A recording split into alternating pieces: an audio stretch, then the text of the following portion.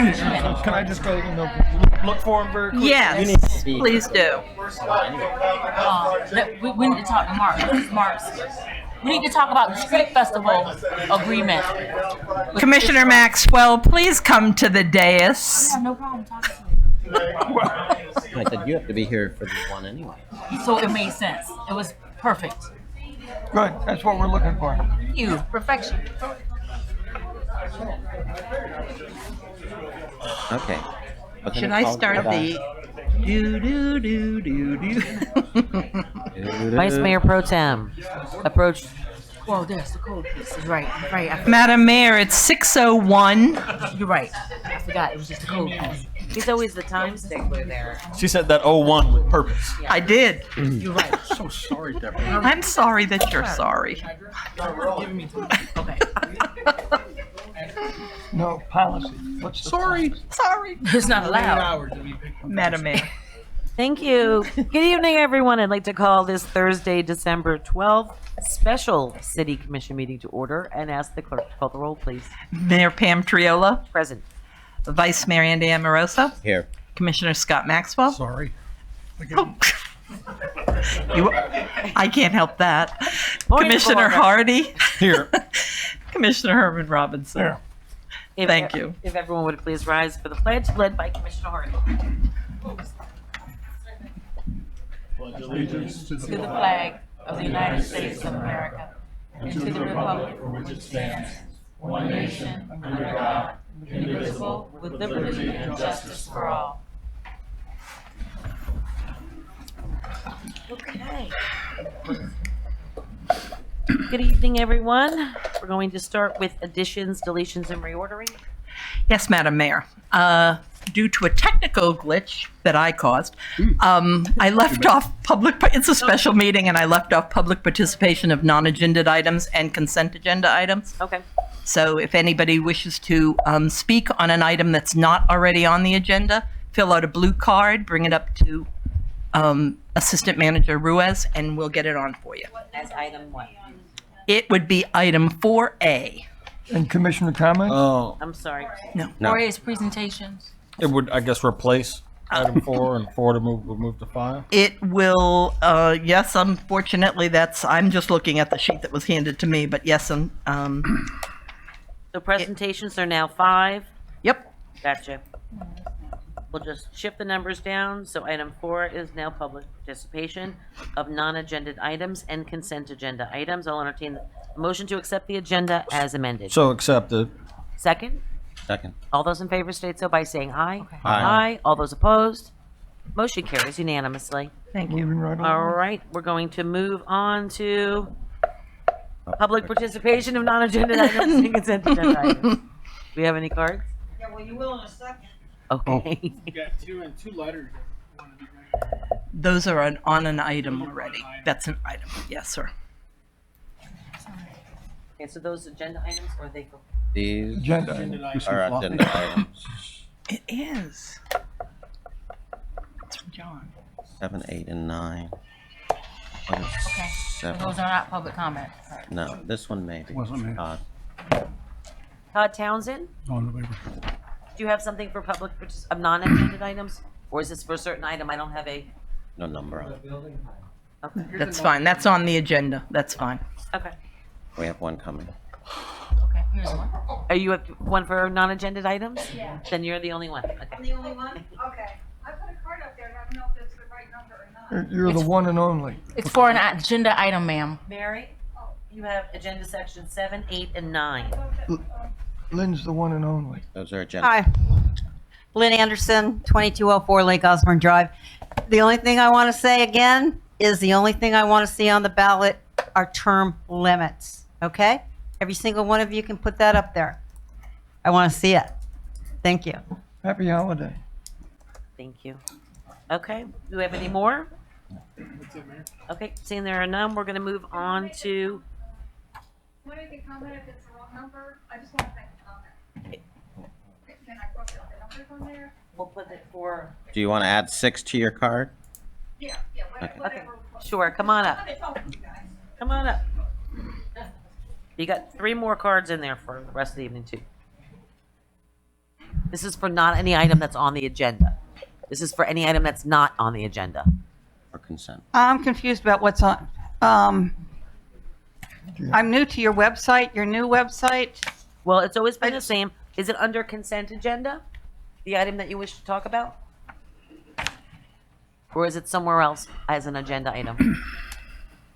I'm not sure if that was under the agenda or not. I'm just concerned about a lot of changes that are happening. Just reading this, and then granted, I have not been coming all the time. I had a broken ankle for a long time, so I'm out of the loop. I apologize. But seeing all of this all at once, the changing the heights, the making it for the whole block and not just for the Gulf Stream. That's an agenda item that's coming up later, and you have a card for that. Oh, okay, sorry, Okay. sorry, beg your pardon. No problem. Okay. All right, moving on to our presentations. And we have two very special presentations. I guess it's listed here as proclamation for Coastline Realty and Dave's Last Resort, downtown businesses' long-term anniversaries. Happy birthday to you. Happy birthday to I'm taking all day. Let them eat cake. Yeah. Cool. All right. Who's my first victim? I mean business. Let's see. Coastline. Come on up, John. Don't be bashful. I love you like a fat boy loves cake. Oh. Yeah. No. some of the finest realtors. How many folks do you have working here? in the county. We'll do the proclamation separately, and then I'll have both of you do a picture at the end. Right behind them, where I can see you. John, there's going to be some big words, so.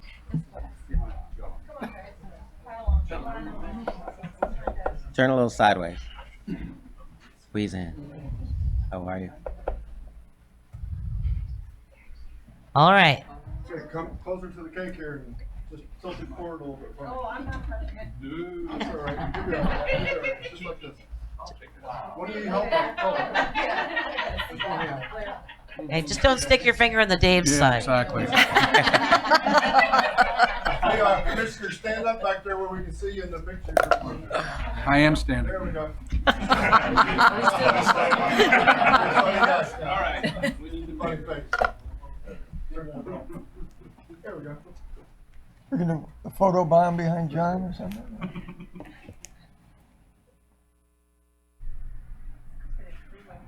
Let me look. Greg One more. Jeez. Greg loves to have his picture taken. Okay, Commissioners, one with the altitude. Oh, Hold on, stay there. We'll blend into the. don't drop that cake. Here we go, kids. Stick your heads in between.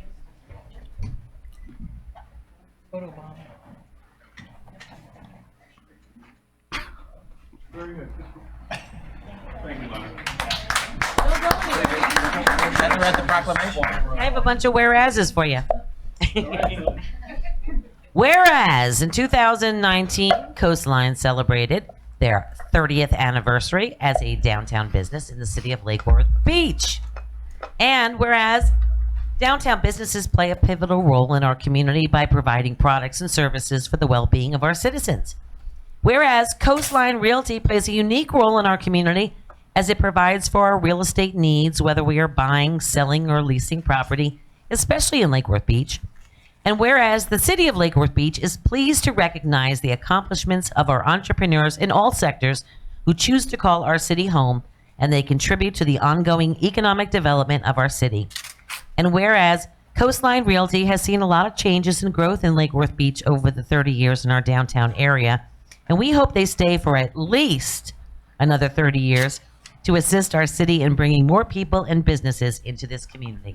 Now, therefore, I, Pam Triolo, Mayor of the City of Lake Worth Beach, Florida, by the virtue of the authority vested in me, do hereby recognize Coastline Realty on its 30th anniversary.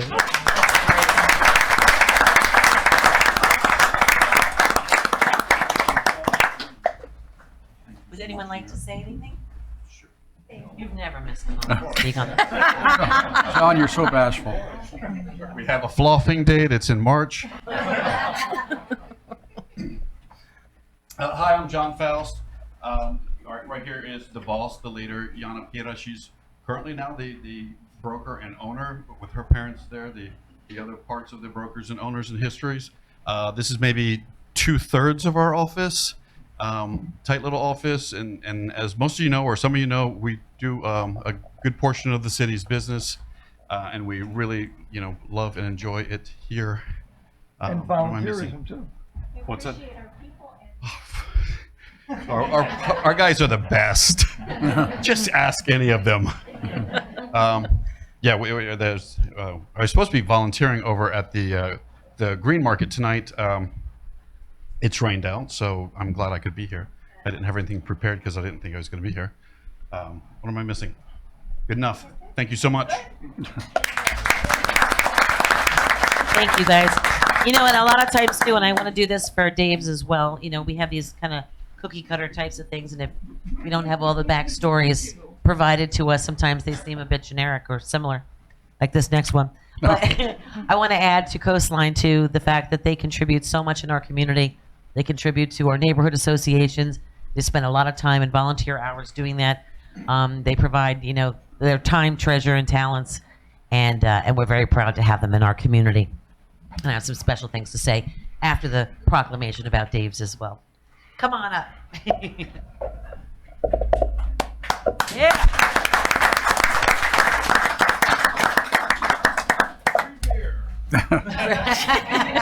Tomorrow. I thought I was watching the Academy Awards and all that. Let's Dave, come over here next to your bride. Are you serious right now? There we go. No. We want all the girls in the middle here. Do we Almost all the girls. do we get to stand behind them? That's what we want. Hold down just a little bit. There you go. Golf tournament all over. There we go. Slip in there a little bit, Dave. Don't talk about slipping. Can we stand behind them? They do You one can way. Of photobomb. course you can. Don't let me drop this.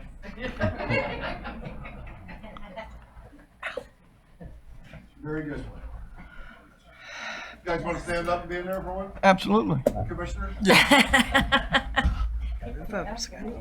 Get right behind Get a him. little closer Get him a together, little guys. closer. Like y'all like Yep. each other. There we Oh. go.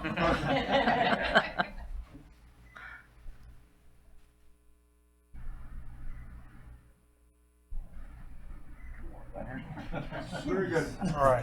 It's not a selfie.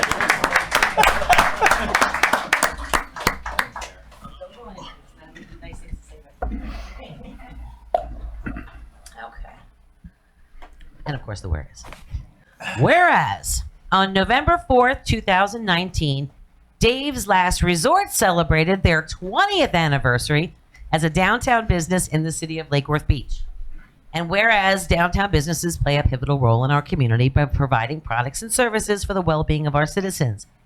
And whereas Dave's Last Resort plays a unique role in our community as it provides a unique place to eat, drink, and be merry here in the city of Lake Worth Beach. And in 2017, they received a certificate of excellence by TripAdvisor. Whereas the city of Lake Worth Beach is pleased to recognize the accomplishments of all the entrepreneurs in all sectors who choose to call our city home, and they contribute to the ongoing economic development of our city. And whereas Dave's Last Resort considers itself a taste of the Florida Keys in the heart of Palm Beach County, and it has been a staple in Lake Worth Beach over the past 20 years in our downtown area, and we hope they stay there for years to come. Now, therefore, I, Pam Triolo, Mayor of the City of Lake Worth Beach, Florida, by virtue of the authority vested in me, do hereby recognize Dave's Last Resort on its 20th anniversary.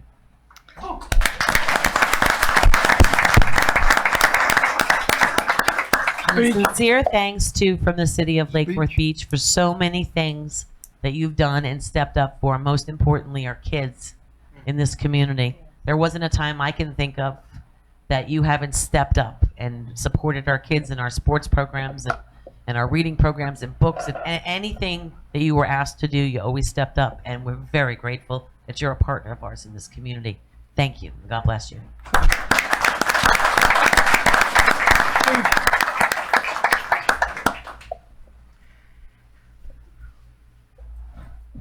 I'd just like to thank obviously everybody in the community for their continued support over the last 20 years. We plan on being here at least 20 more, so we're not going anywhere. Also, I'd like to thank everybody from the city that has been so helpful in all of our charity events in the past, starting with the first tournament 20 years ago that started with the unfortunate incident with the Barry Gruno situation, and all the way up until this year, until last month. We've had great success raising money for the local community, and it could have been done without the help of the city. So I'd just like to thank you guys too.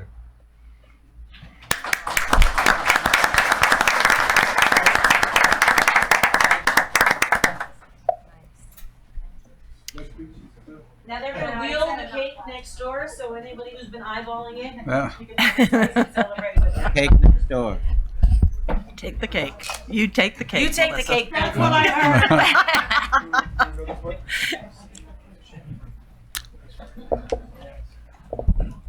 You guys coming to get cake already?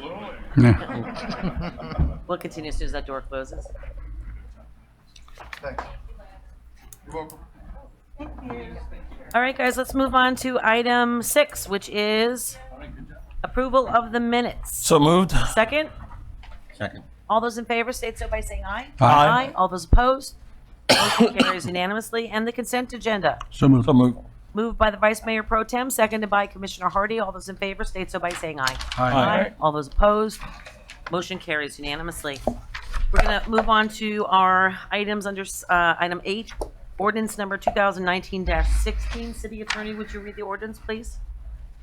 Ordinance number 2019-16 of the City of Lake Worth Beach, Florida, calling for a referendum of the qualified electors of the City of Lake Worth Beach to be held on March 17th, 2020, as to whether Article 4, Section 11 of the City of Lake Worth Beach Charter, entitled Building Height Limitation, shall be amended to allow a maximum height limitation of 87 feet, which matches the height of the historic Gulfstream Hotel, instead of 65 feet, for those properties located north of First Avenue South and south of Lake Avenue and east of South Lakeside Drive and west of South Gulfview Road, and as more specifically described herein, providing for notice and advertising of the referendum, providing for referendum canvassing, providing for severability, providing for codification, providing for repeal of all conflicting laws, and providing for an effective date. So moved. Second? Second.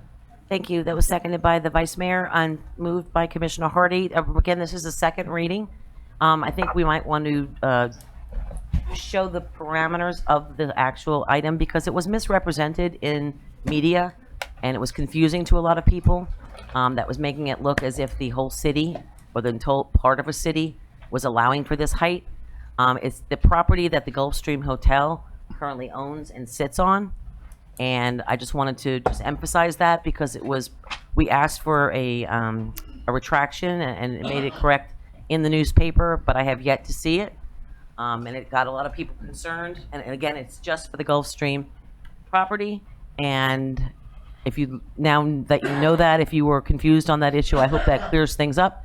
But it's not the whole city or that whole block or even the whole hotel district. It's just the Gulfstream parcel. It's the whole block. There we have it. It is the whole block. It's not the whole hotel district. Right. It was mentioned that it was the whole downtown area in the newspaper article. Yeah. Not just the whole thing. It was mentioned the whole downtown area. So it's the area in which the Gulfstream property owns. So First Avenue South, Gulfstream to Lakeside. We have a pointer. Yeah, it's up there. It's So hard where to is the see. Gulfstream? Right here. Okay. And what is the property they own, the Gulfstream? This and this. Okay. It says So It's the whole this city. block. it's like, yeah. Squared off one block. They want to see.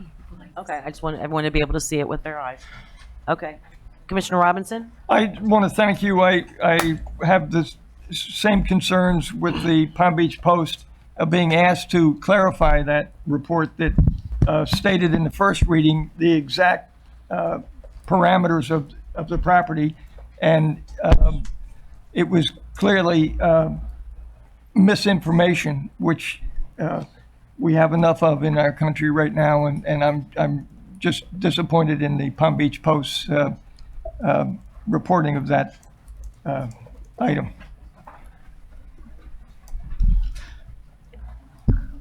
Commissioner Hardy? Sure.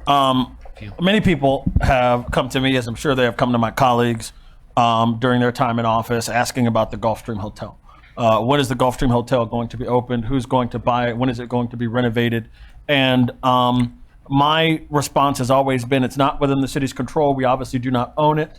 It's in private ownership. We can't, this isn't Spain. We can't nationalize, assets that we like.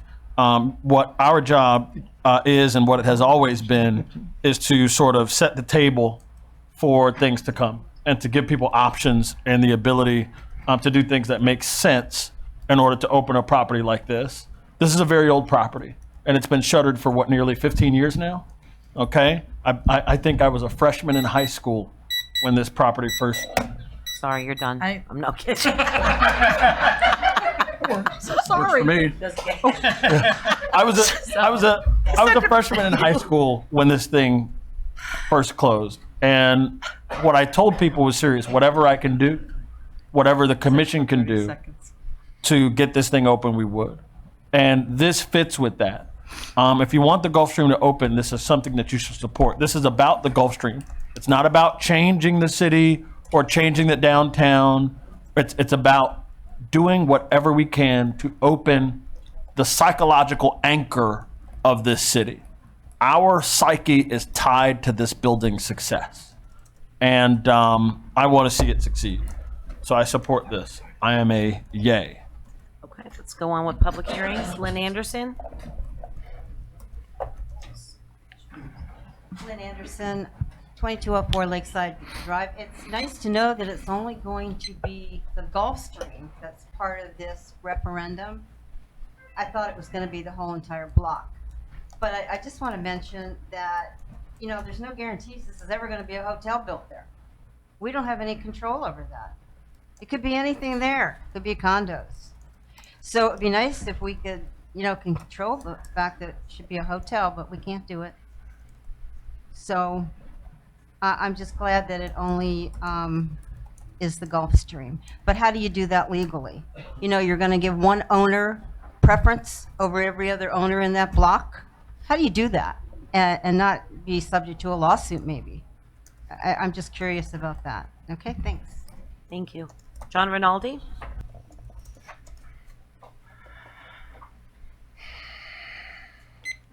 John Rinaldi, 109 North Golfview Road.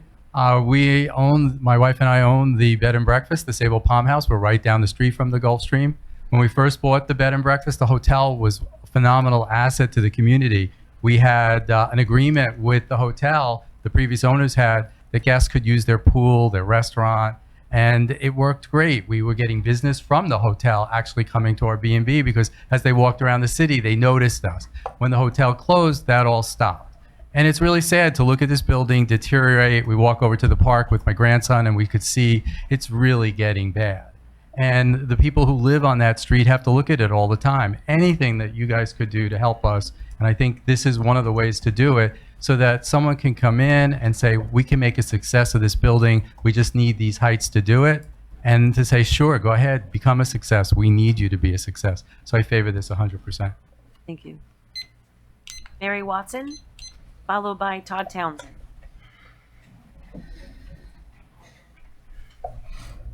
Hi, I apologize before. I was reading them all together and thinking, oh my God, what's going on with LDRs and everything else? It's just all development.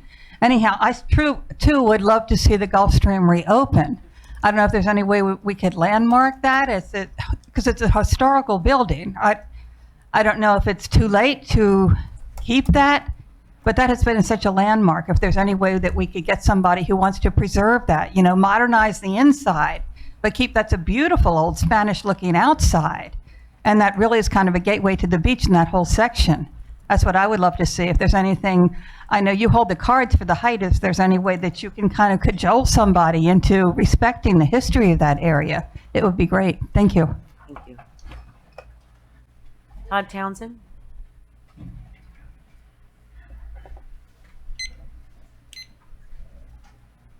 Hi, everybody. Merry Christmas. I'm Todd Townsend, 502 South J Street. I'm very much for the height limit at the we're at the spot right behind the Gulfstream. In fact, I think it should be even higher by another story, maybe 2 stories. And why is that? Because that's the central joining point between the beach and the town. We want to be able to see that beautiful hotel with lights and some sort of decorative topping from the downtown. Right now, when we look down there, we see the one building. It's a beautiful new building. I love it, but it's really quite close to the street. I'm sure that was unavoidable. But we need to be able to see the top of some very cool, beautiful, decorative hotel from downtown. And now if you go back and if you look at places like Austin, Texas, or even a couple of places in New York City, you'll see like the Alamo building. It's a very old building. It looks a lot like our building, and it's just kind of sitting there, but it looks really good with, a taller, more new building right behind it. I don't think that we should hold that building in such high esteem because we haven't in 15 years. I think that we should actually go quite a bit higher with the building right behind that. And that's it. Merry Christmas. So let's do this. See that it is done. Thank you. Is there anyone I missed? Okay, seeing there are no more cards. We've got a motion on the floor in a second. All those in favor state so by saying aye. Aye. All those opposed? Motion carries unanimously. Moving on to unfinished business. This is ordinance number 2019-12. City Attorney, you ready to Thank you, read? Madam Mayor. Ordinance number 2019-12 of the City of Lake Worth Beach, Florida, calling for a referendum of the qualified electors of the City of Lake Worth Beach to be held on March 17th, 2020, as to whether Article 2, Section 4 of the City of Lake Worth Beach Charter, entitled Sale of Parks, City-Owned Waterfront Property, and City-Owned Downtown Property, only by referendum, shall be amended to allow for a lease of up to 30 years. So moved. Do I have a second? Oh, do you have, I wasn't, finish reading it? I'm sorry. I don't have it in front of me. No, I'm sorry. I have to for legal reasons. She has to read it. I'm in sorry. entirety. You paused. I did. I paused. Providing for notice and advertising of the referendum, providing for referendum canvassing, providing for severability, codification, providing for repeal of all conflicting laws, and providing for an effective date. So moved. Do I have a second? Second. Second. Are there any public comments on this? Or any comments before Commissioner Harden? Sure. I just want to address some of the, dare I say, disinformation in the public about this particular agenda item, which I actually won't be voting for, and we can get to that.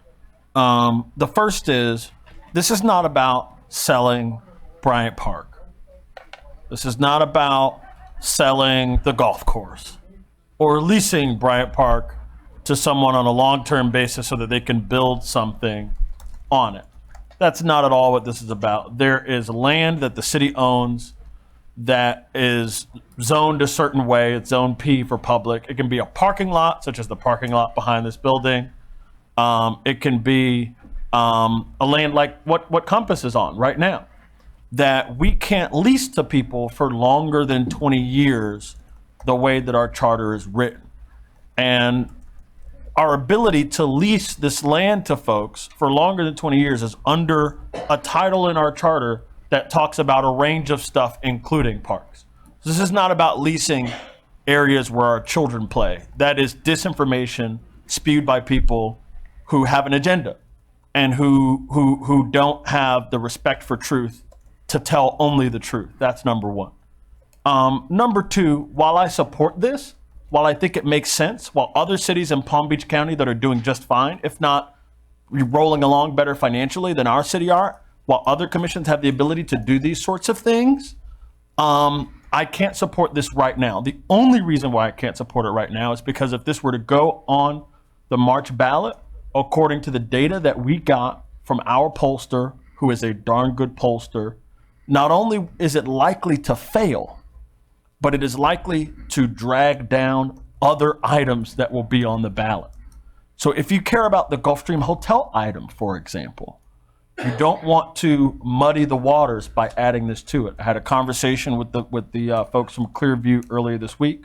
That's their professional opinion. I trust them. They're very good at their jobs. While I support this as a policy matter, as a political matter, it's untenable. I therefore am a no on this. Commissioner Robinson? I respect Commissioner Hardy's opinion. I think that the populace of Lake Worth Beach is to a point now where they can recognize that a 30-year lease is a financing mechanism that is going to make investment in Lake Worth better. And I would hope that everybody considers their fact-finding and the source that they get it from to be creditable and, in fact, a fact, not a rumor. We just had a demonstration of the Palm Beach Post on the height conversation. Concerns me. But I have faith in the new energy that is in our town, the progress that we've made in the last 6 years and 7 years, because Mike's not here tonight. But I would hope that the referendum is approved the way it's written. This is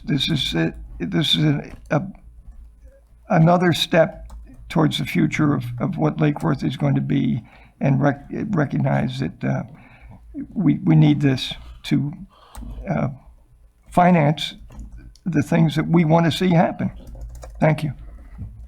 This is a tough one for me because I understand the intentions of this. It's really hard because people don't realize that a lot of times when we're working on these referendums and the way in which our charter is written, the way in which things happen, you kind of inherit the wording of them. In a perfect world, it wouldn't say ballot language for up to 30-year lease on parks, waterfront. I mean, that's just a red flag right there.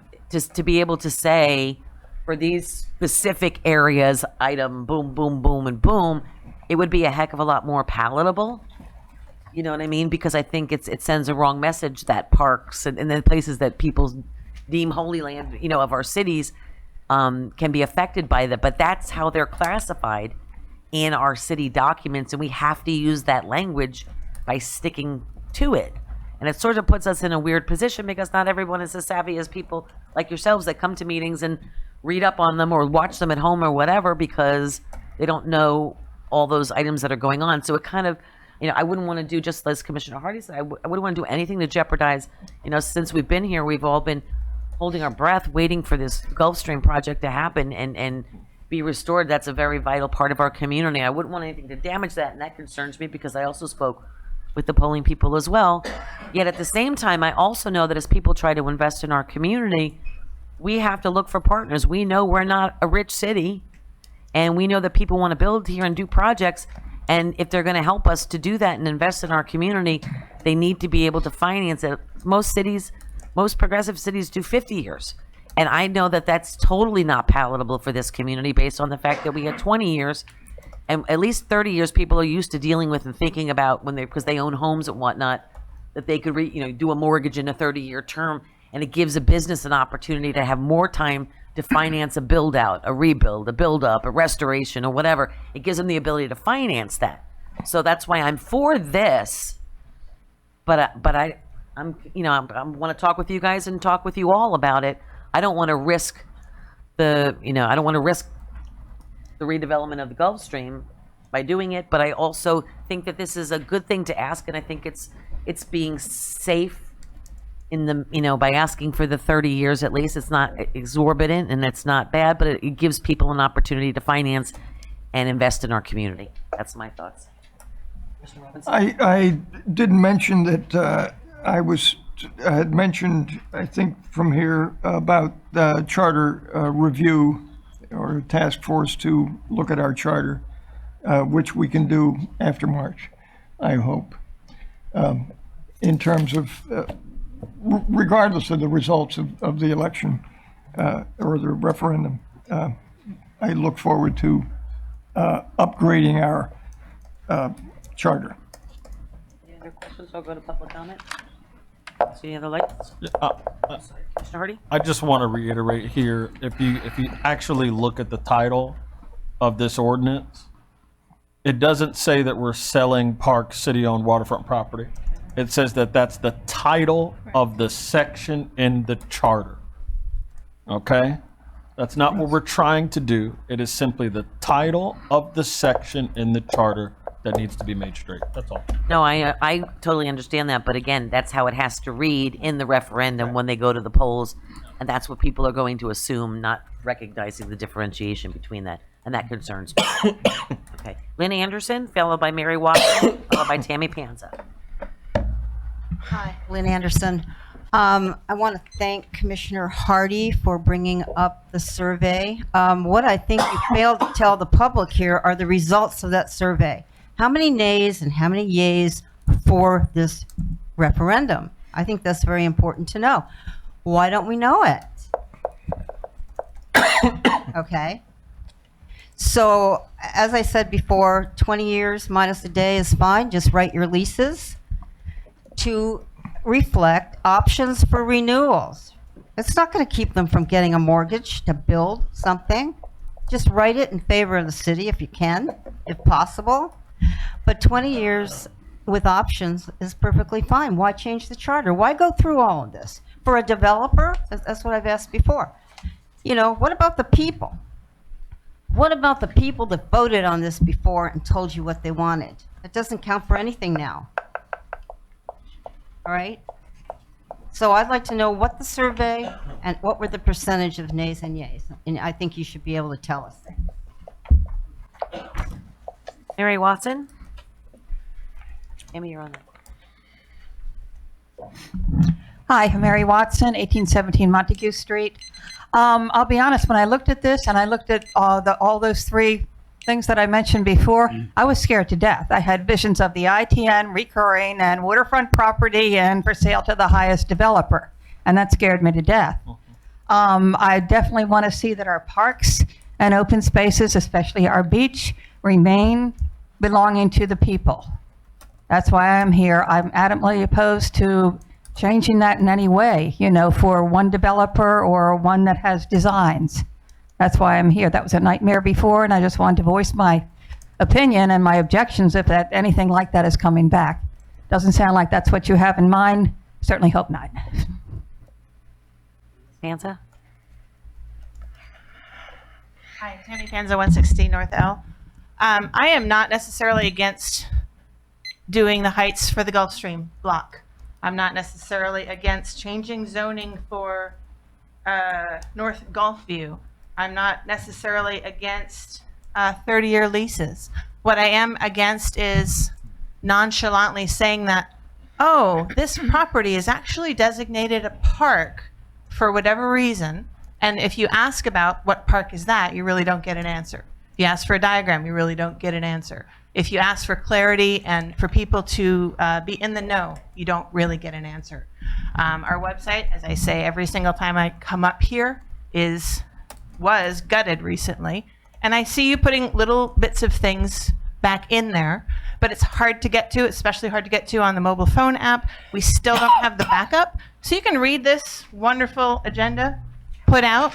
You can actually read the sort of the meeting notes, the secondary thing, but the meeting, the backup is not necessarily available to the public unless they want to gallop across town before 6, ask Mary Jo, Jim, or Sue to find a paper copy somewhere, and they, you know, it's not being told to the people. And I don't want a park to be called a park when it's not a park. I want it to be clear. The verbiage, the idea to do the new charter review.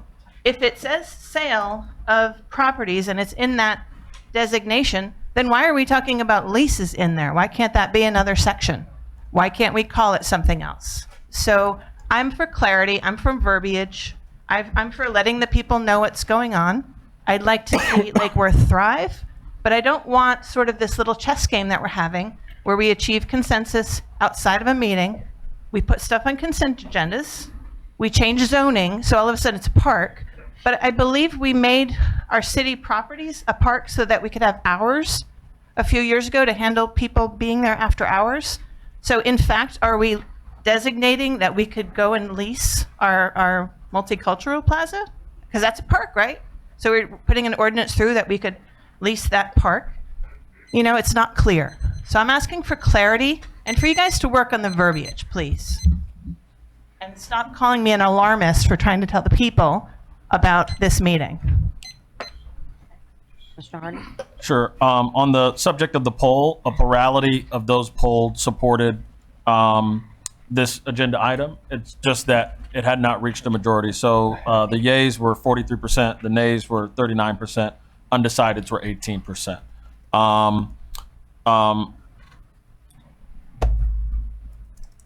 If you want a map of properties that this would affect, there's a zoning map on the city's website. Am I incorrect? Okay, so there's a zoning map. Anything zone P, correct, would be affected by this because that's the stuff that this charter item affects. Am I wrong about that? William Waters, Community Sustainability Director. As I understand it with the charter definition, there are parcels that are both designated P and PROS, public recreation open space, that could fall under the category of parks or lands that will be up for lease of 30 years. Okay, thank you. And it is not the intention of, I feel confident in saying this. I don't think it's the intention of this commission to lease anything that we might understand as a park. It's really about, I'm sorry, it's really about areas of the city that are not parks, but that are publicly owned, that we're not able to lease on a reasonable basis, the way that business people would do. So those are all of my comments. Got a motion on the floor and a second. All those in favor state so by saying aye. Aye. Actually, nay. Sorry. I just don't think that it's wise to put this on the ballot. We're voting. Yeah. All those opposed? So I'm a nay. Nay. Nay. Commissioner Robinson? Which way did you vote? Opposed? You were for it. Yes. Yes. So you're for it. I'm for passing the ordinance to allow Yeah. for a 30-year Yeah. lease. Okay, so he's for it, and we've got nay, nay, nay, Nay. nay. Okay. Wow. Motion fails. 1. 4-1. Point of parliamentary inquiry, Madam Chair. Sure. This to the attorney. If in the future the environment were to change, and we would want to bring this back in a different environment, given that it's been voted down tonight, under Robert's rules, how would it have to come back? At some point in the future, and it will have to be rewritten, you can bring it back Okay. at any Or, point. or like if a majority of those who voted against it. No, that's only For for, tabling stuff? that's for tabling, and that's for reconsideration. Okay. Okay. But if you want to you need to just bring it back, discuss it maybe before you actually bring an ordinance back, I would suggest, to make sure there's some support for it. Okay. Yeah. And there might also be more support for it if we can work out the language to the parks, you know what I mean? Fix the language so that. Well, but the problem is that's the language that's here. You're stuck with the language that's in your charter. I don't know how it got in your charter, but your charter now allows you to lease your property up to 20 years.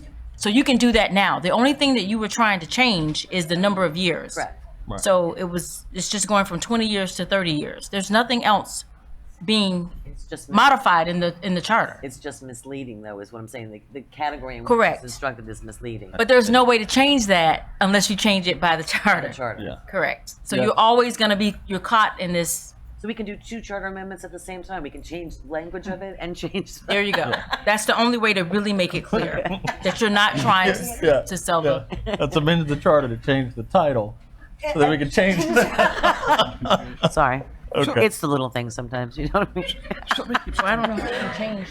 All right, Commissioner Robinson? So I have a question legally, I guess. Is this sort of like a Brexit sort of thing? If we don't like the election, we have another election to see if it's different? We'll work on changing. If you want to bring it back, I say bring it back as a discussion item before you actually bring an ordinance to make sure that you're kind of on the same page. And maybe we can change some other words. We can change more than just the 20 years so that it's clear to the residents. There's no prohibition to doing that, to making this a clearer section. Mr. Robinson? Well, I guess my question is if it's on a ballot and we want to put it on the ballot again, is that possible? Yes, and I think you mentioned having a charter review committee. That would probably be a recommendation with a charter review committee to make a change. The wording could be tightened up tremendously, and I think it would help everybody. Big time. Okay, thank you. Got to keep lawyers busy. Keep us busy. All right, moving on to new business. This is let me see. Because this is quasi-judicial, I have a script. I don't think you're wondering, why is she reading all of this? Because I must. Okay. The title of the case should be read into the record. I will do that. Please do without so. pauses. Please do so, Madam Attorney. Ordinance number 2019-15 of the City of Lake Worth Beach, Florida, changing the zoning of properties located at 109 North Gulfview Road, 121 North Gulfview Road, and 125 North Gulfview Road, and more particularly described in Exhibit A and shown in Exhibit B from a City of Lake Worth Beach zoning of low-density multifamily residential, MF-20, to City of Lake Worth Beach zoning of downtown, DT, authorizing staff to amend the zoning map, providing that conflicting ordinances are repealed, providing for severability, and providing an effective date. Okay, thank you. As this is a quasi-judicial hearing, do the commissioners have any ex parte communications, personal investigations, or campaign contributions to disclose? Starting with Mr. Roberts. I know the applicant, two of the applicants, and I really didn't have a conversation about the item on the agenda, but I have spoken to them in the past for other reasons. I met with two of the applicants today with our attorney present and Mark. I do believe that Mr. Rinaldi has donated to my campaign years ago when I first ran, and I may or may not have gotten contributions from one of the other applicants. I had a conversation with Mr. Rinaldi, I believe it was yesterday or the day before yesterday, and I know the other parties involved very well. I was a former coworker with one of them. I don't believe any has contributed to any campaign that I've run. I've spoken with nobody, and I do believe Mr. Rinaldi has contributed to my campaign in years past. I have spoken with one of the members of this in reference to this, and I believe I had contributions from one of the people or two people several years ago. I also have a question for you, which might seem kind of strange, but I recently moved, and I'm now in the vicinity of the area that's being discussed, so I thought I should disclose that as well. I don't know if that makes me... As long as you can be impartial. Okay. You can It's okay. I deliberate on this. didn't even think about that till today. I'm like, I live in that area. Okay, just checking. All right. All those giving testimony, please stand. Raise your right hand. Face the city clerk to be sworn in. Do you swear or affirm that in this proceeding you will tell the truth, the whole truth, and nothing but the truth? If so, say yes. Yes. As you testify tonight, state your name and address for the record. And if you represent a party, please state who you are representing. Thank you. Thank you. Our Director for Community Sustainability? Or yourself? Okay. You're going to be giving the department presentation? Ma'am. please do so. Mr. Steyer. Thank you, Madam Mayor, Commissioners. Mark Stivers, Deputy Director for Community Sustainability. Just wanted to start out by saying the request before you tonight is to change the official zoning map for 3 properties on North Gulfview Road from the current zoning of MF20 to downtown. So we're all familiar again. As we were just talking, the properties in question are just north of Lucerne Avenue, facing the golf course, running up to the last, just shy of the last property on the west side of the applicants, Mr. Rinaldi, Mr. Green, and Mr. Knight, have approached the city to request that their land be rezoned. We have the address. The current zoning is MF20. The site is located within the CRA district, and the properties are not located within the historic district. The current use of the property is 109. Property built in 1936 is currently being used as a bed and breakfast. 121 North Gulfview was built in 1925 or thereabout, and is currently used as a residential property. And 125 North Gulfview was built in 1956 and also a residential property. Previous actions on this, it was before the P&Z board on October 2nd. P&Z heard testimony and in their role as an advisory board, in the end made a recommendation to recommend denial of the proposal. Their denial was based on 4 issues, and that they felt like the petitioners failed to establish through competent and substantial evidence these 4 things. One, that the plan is not in compliance with the City of Lake Worth Land Development Regulations, Chapter 23-236, and I'll go through those in a minute. It's not consistent with the comprehensive plan. It's not compatible with the uses of adjacent properties, and the petition would have a negative effect on the surrounding properties. So that was the concern that came out of the P&Z board. Brief history on this. We talked about the dates prior to September 20th. All the parcels were zoned MF30. Sometime between September 20th of 1990 and February 2nd, it was rezoned to MF20. So it went from MF30 to MF20, and it's currently zoned as MF20. The future land use map, prior to February 2005, the future land use was high density residential. Between 2005 and 08, 109 North Gulfview was rezoned from high density down to downtown mixed use. And I say rezoned, it was the land use category was changed. I want to make sure we keep the difference between the future land use categories and the actual zoning classification. And between September 08 and 2012, 21, and 25 North Gulfview changed from high density downtown mixed use in the future land use category. And that is what is currently classified today. So a quick look at the adjacent properties and looking at the surrounding area. To the north is a multifamily structure. To the south, there are properties that are zoned downtown with a downtown mixed use future land use. To the east, as we were just talking about, is one of the public properties. It's the public golf course. And to the west, the properties are zoned downtown and low density MF20, and with the future land use of downtown mixed use. So there is a variety of land uses in and around this property. Here's some pictures of what they look like. So going into the analysis of how this lines up with our comprehensive plan and the land uses surrounding it. The 3 properties are classified with a future land use designation of downtown mixed use. And I want to make sure this is really clear. So the future land use sets up the broader policy statements of the broad land use categories that are used in an area. Every future land use classification then has associated zoning districts that are implementing that category. The 4 land use zoning, the 4 zoning districts that are implementing this are downtown, mixed use east, MF20, and MF30. And I say that because this change keeps it consistent. It is currently consistent with the future land use, and the change would remain consistent with the future land use category.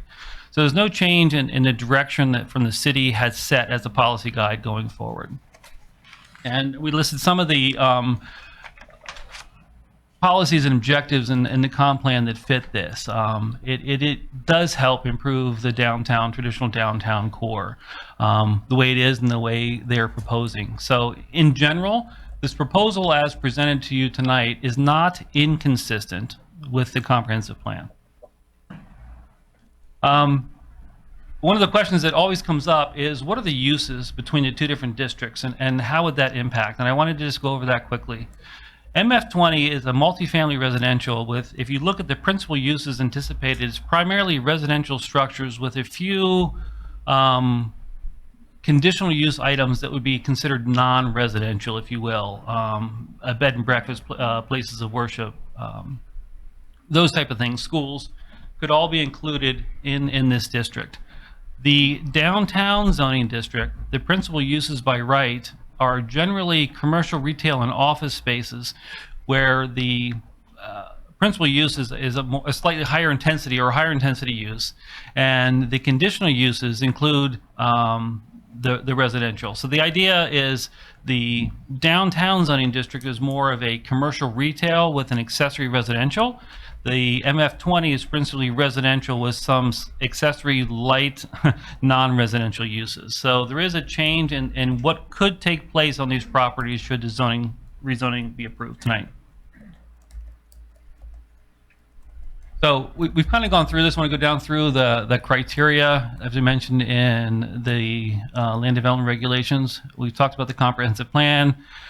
The land use patterns, this proposal has the potential to change those land use patterns, and that's why I went over the uses that we look at. It has a chance to change the use and feel of the area.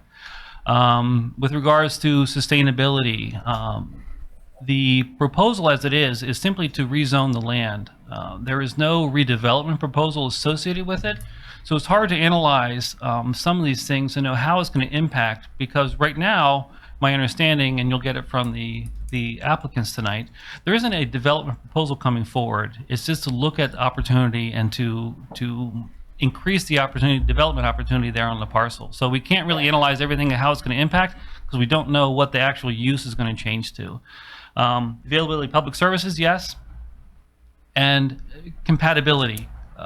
And when we look at compatibility, we're talking about how it's going to affect those in the immediate area around them. The proposed rezoning will result in one parcel, the last one, 131 North Gulfview, being zoned differently than the rest of the block face. Let me say this again. The entire area has a future land use of downtown. The zoning classifications that are currently there along that street are fairly consistent. But if you look closely at this area, the area in red are the three parcels being rezoned. The one to the north would be the last parcel on that street that would remain as an MF20 zoning. The rest of the parcels from there south down to Lucerne would be changed to downtown zoning. The direct community sustainability and economic development benefits. Without knowing what it's changing to, it's hard to say. Currently, it's used, like I said, as a bed and breakfast and residential. Changing it to downtown leaves it to a more commercial office retail space, and we don't know what it could change to. So it's hard to analyze this and how it's going to impact because we don't know what it's going to. So that's where staff is right now.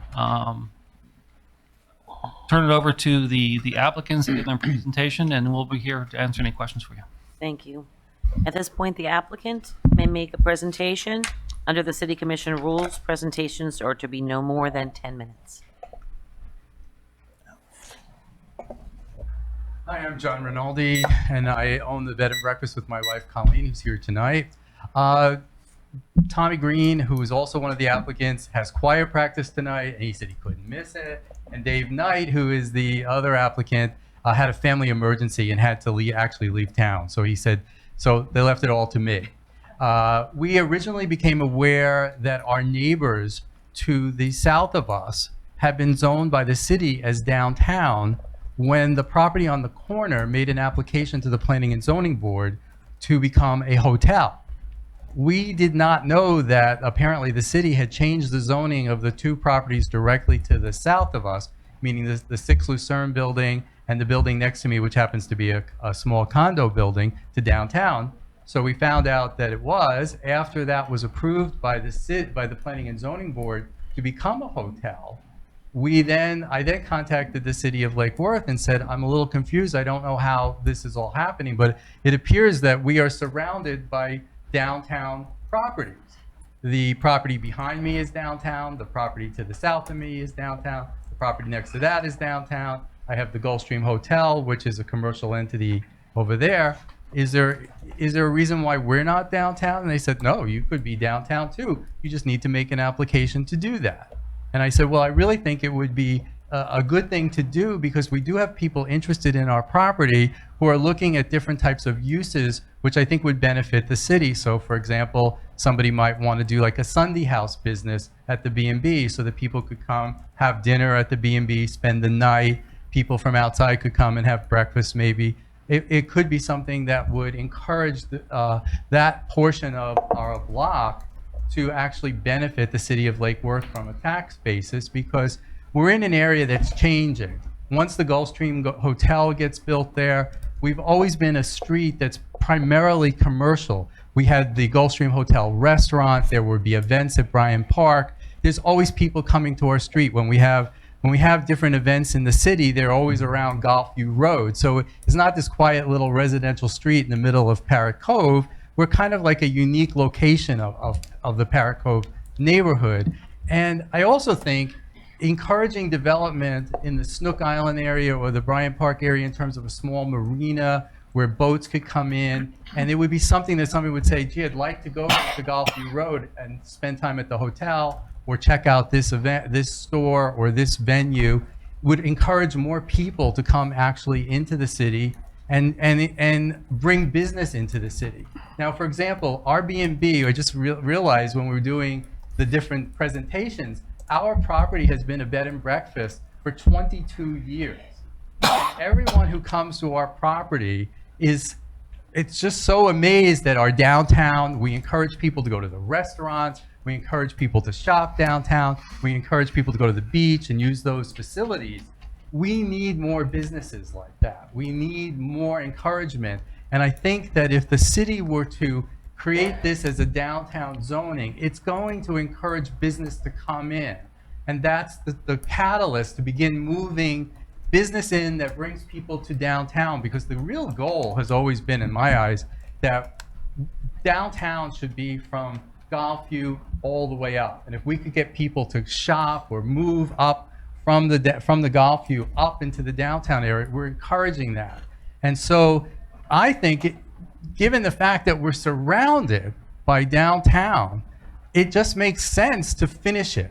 And that's why we did this. Now, the people who live at the condo on the corner, there was a lady that came, she just bought her unit about a year ago. She basically didn't realize that when she bought her condo, that she was buying in an area that had a future land use designation of downtown. Well, that information is out there. The city of Lake Worth never hid that. It's always been an area of commerce, and it's very clear if you check the maps. If you check what the city was doing, it's always been there. You could find that information. But I really think, given the fact that we are completely surrounded, to encourage someone to come in and look at the different properties and say, what can we do with this? How can we increase the value? Because that increased value is going to mean increased tax revenue for the city of Lake Worth. And also increased people coming into the city, because that's what we really need. I need people who want to come into Lake Worth because there's things to do here. And what happens is they do come in, they do use the downtown, but they go and they look at other things.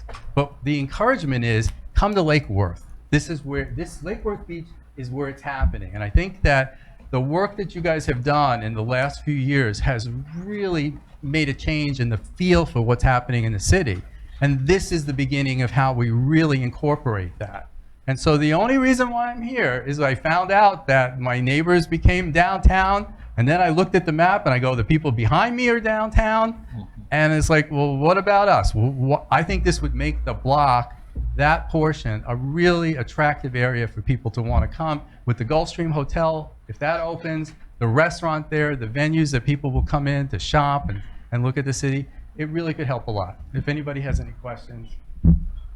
Thank you very much. You have questions for, I don't think we take questions right now. No, I think you go to public comment next. No, we go to the affected parties or members of the public. Okay. So any of the members of the affected parties, I have cards. Did all of them want to speak? I think we want to, whoever's did a blue card is an affected party or a member of the public. We're treating them the same. Okay, Susan Gaio, William Feldkamp. These, I think they're here. These are 2 minutes. Are they here? 2 minutes. 2 minutes to speak on the item. This is the same person who's speaking. 2 minutes. 2 minutes to speak. Okay. Right. If they're not speaking, you can read the letter into the. Okay, the first one I'll do is I'll read the one that Allison McKay is not here, right? Okay. We oppose the new zoning proposal of turning single multifamily zoning into downtown zoning for the 3 lots next to our condo on 131 North Golfview. In our case, we have a 1-year-old boy, and living next to a business would be very disruptive for us. We bought our property knowing that the street we lived on was a residential community. We also have witnessed around town empty business locations and many business failing around downtown zoning. I would also like to point out that the new condo building on Lake Avenue does not look at full occupancy or even close. Sincerely, Allison McKay. Susan, you're up. And then followed by William Feldkamp, Don Rosenshine, and Jean, and I'm sorry, I can't read the mirror. View. Okay. I'm Susan Guillot, and I live at 131 North Golfview. To me, this is very disturbing and upsetting. I mean, we moved into this condo thinking that this was my last place. I'm not going to move anymore, but I don't want to live next to a bar or a restaurant or certain other kinds of commercial possibilities. Also, to me, it's clear that we have too much commercial space now and not enough close by residential to support our downtown area.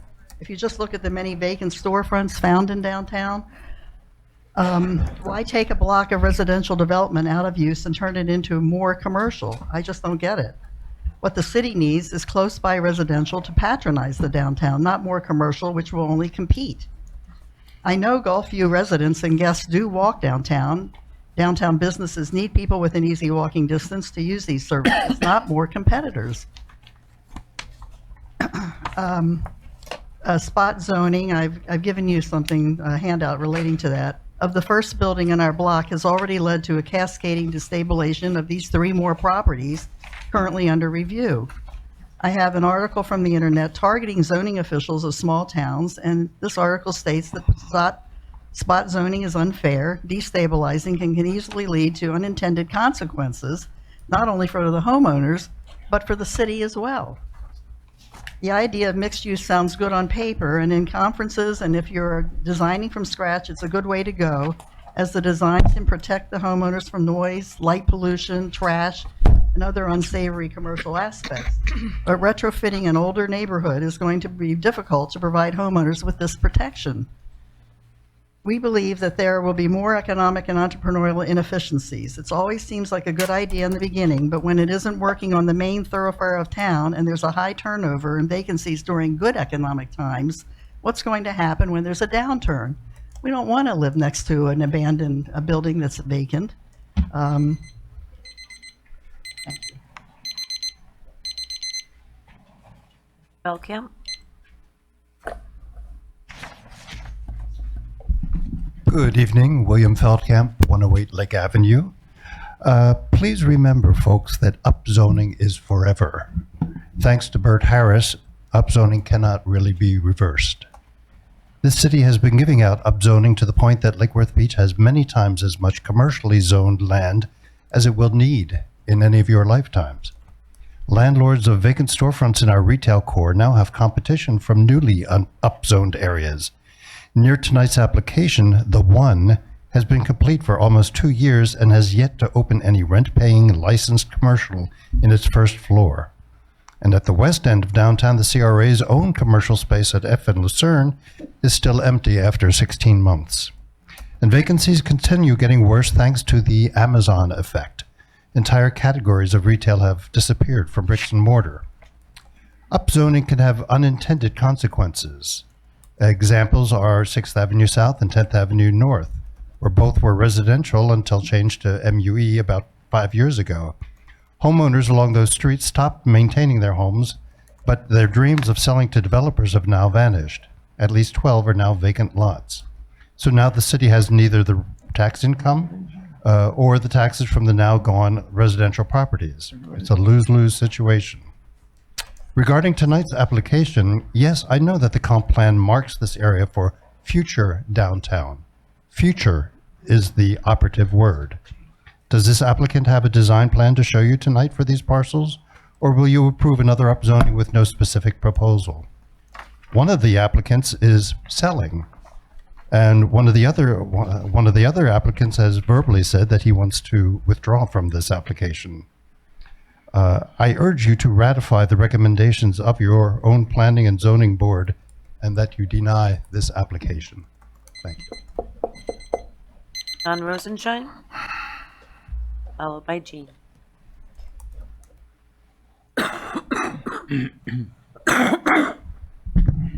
Don Rosenshine, 131 North Gulfview Road. We bought a condo on Gulfview 3 years ago. The block posed a mixture of low-density, multifamily, condos, duplexes, and rentals. We perceived it would retain that character and atmosphere. We expected it to stay that way because we thought that this most attractive entryway to the city, this welcoming streetscape, first seen from the crest of the Lake Worth Bridge. It's beautiful. And we thought it was aesthetically pleasing and sort of old Florida and almost a signature of this great town. So distinctive from the jumble of Boynton and Delray. Surely this atmosphere would remain and our investment would be protected. Why would we want to upzone this to possibly office space, possibly a bar and restaurant? Why would we want to mess with the quiet serenity and actual majesty and unique character of this gateway to Lake Worth Beach? More practically, if you're buying while out of state, as happened to us, you are busy with physical inspections, appraisals, reviewing condo docs, and signing documents from 1,200 miles away. Who would have time to investigate and research a 10-year plan when buying a residence? It's very difficult. And most folks who are buying in-state don't research a 10-year plan locally. Some may do, but I bet the proportion do not. Realtors don't have an ethical or legal or practical responsibility to suggest that you check a 10-year plan. For some people, their home may be their sole investment. Jean?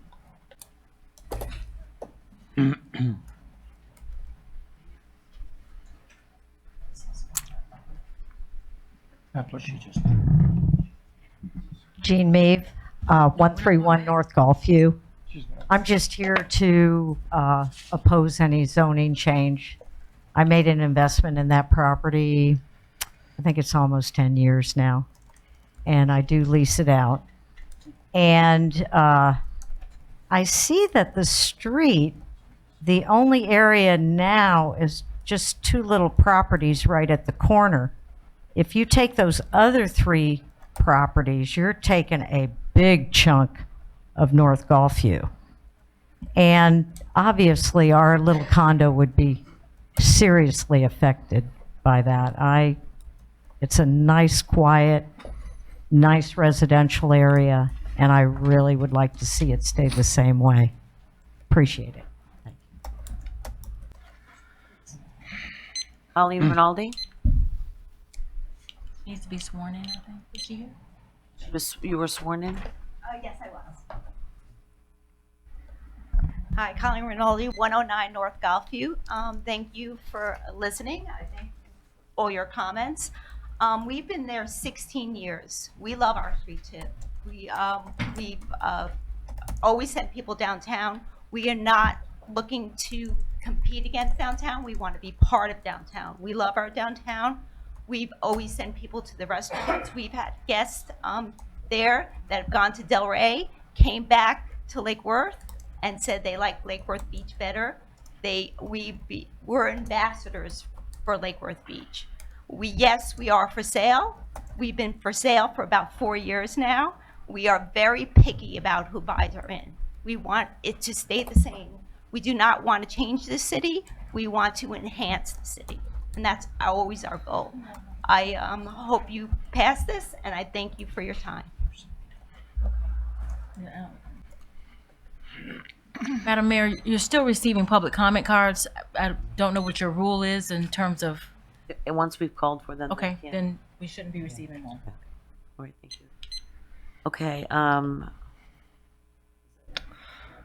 okay. Does city staff have any questions for the applicant? Does the applicant have any questions for city staff?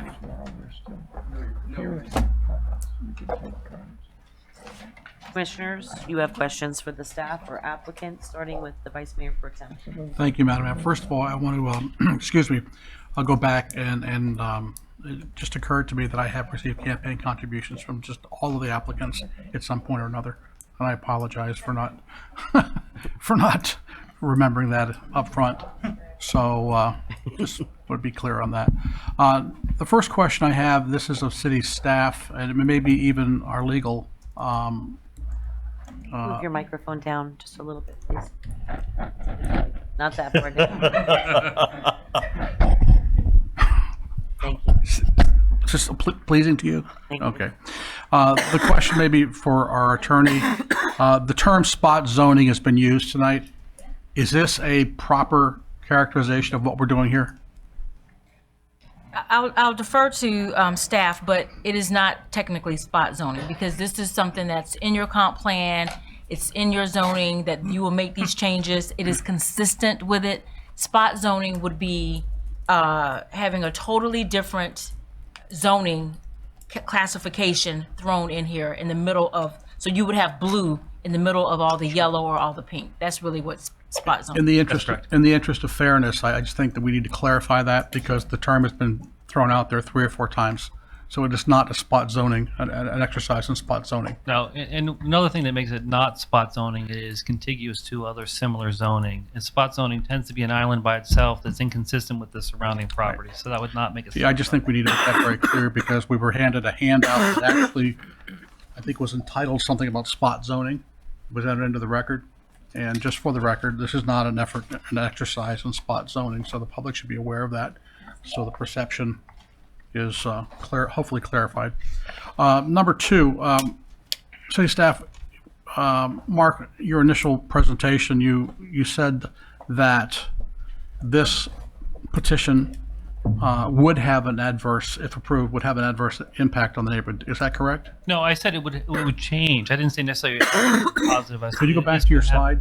The reason, because you got the word "not" in there, and I want to make sure I'm clear on what you're trying to. What you said was different than what was up there. I just want to make sure that I'm clear on what you were saying versus what was written. So I believe that the part we're talking about is with the P&Z recommendation. It's always awkward when they're written in negative, so I tried to flip it around to a clearer positive statement. This is what they said. But to read it more exactly, the denial was based upon the petitioner's failure to establish that it is in compliance with, that it is consistent with, that it is compatible with, and the petition would not have a negative impact. So the petition did not prove so it it's would just not. Avoiding the triple negative, I tried to flip it all around quick. Made it worse than better. Thank you. Also, you mentioned earlier the history of these properties, how the zoning having been changed over the last, especially the last 20 years, 2005. Do you have any idea at whose initiative these zoning changes? William might have more history on this. I want to be clear that the 2 parcels at the southern end of this block, as Mr. Rinaldi had mentioned, had been changed It had always been zoned for commercial uses. In the 1990s, it was zoned for commercial core zoning. And then later on, it would change to downtown, which made it more of a mixed use, but maintaining a commercial feel, which is why I went through the intensities of the different zoning districts. So the intent of the zoning hasn't changed much. The last two have remained somewhat of a commercial core value. The remainder of the block has remained in a residential posture, if you will. Okay. If William, you want to add more to that? Just that the previous zoning code that was in effect when I arrived at the city in 2010 had 3 different classifications for the downtown area. We had downtown east, downtown central, and downtown west.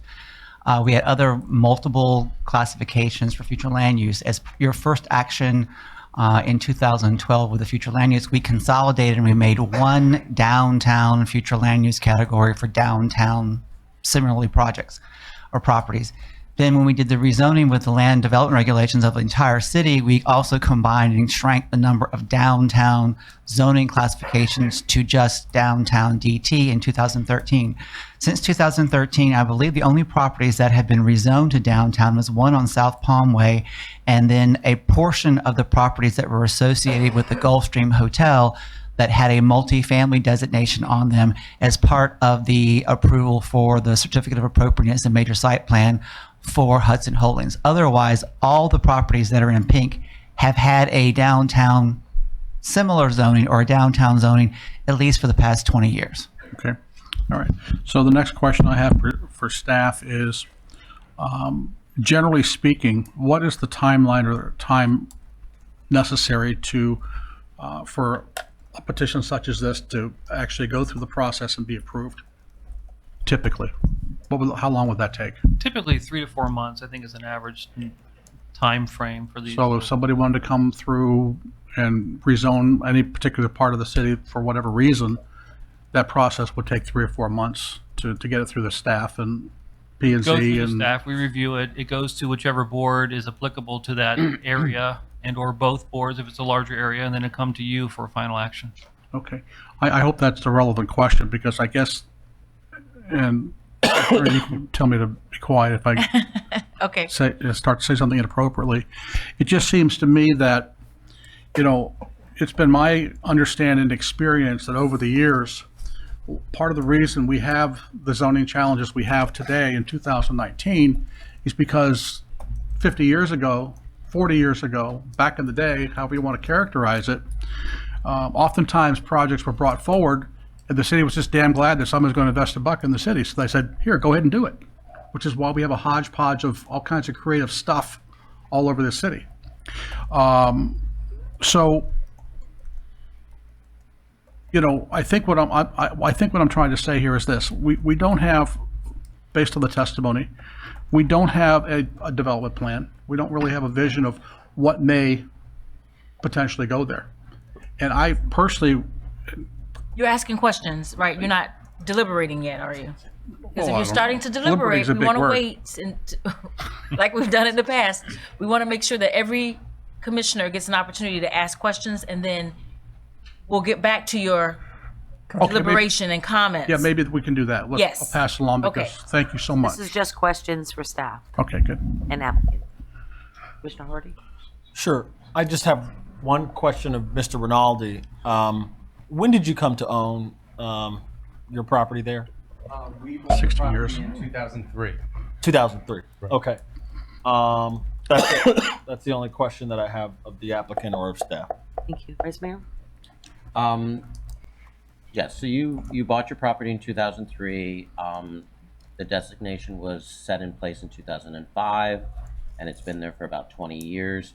My next question is for staff. I saw a map earlier today that was bigger than that. Do you have that map that shows the entire block? My question is for the block. Does that have enough for you? No, I'm looking for the pink that we discussed earlier, the pink that goes all the way down farther west. Show the whole downtown That's zoning. What's in, that's the Exhibit B, I believe. No, it. No? Well, that's We were just in the it. piece. You don't want That's this? what he Oh, has up there. right, right. It was bigger this afternoon when I saw it. Oh, two. And you pulled it up on your computer. I want copy. Google. He had the colors. Colors Yeah. were on the cover? Yeah, it's our zoning map. Oh, yes. Want to have a seat right there, just in case, because we might ask you some more questions if it's okay. Hold on, just let him finish his. Well, my question was going to be on mapping as well. And if he's into maps, No, that's okay. Just, I was going to ask. well, for- he's gonna have to answer Okay. his, just one at a time, please. In the map since I was a kid. Talk amongst yourselves. Remember we were touching, yeah. Touching it.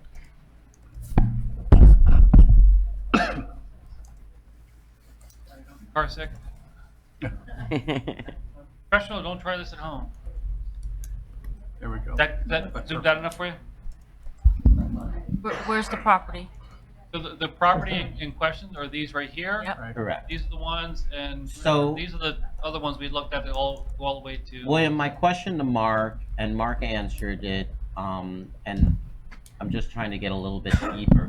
So for years, we've talked about entertainment overlay districts, and now it's a downtown district. We've called it a lot of different things. But when we've had these discussions in the past from the dais, we've always talked about the entertainment district, overlay districts, whatever we're calling them, would go up to first or second in each direction from the downtown corridors.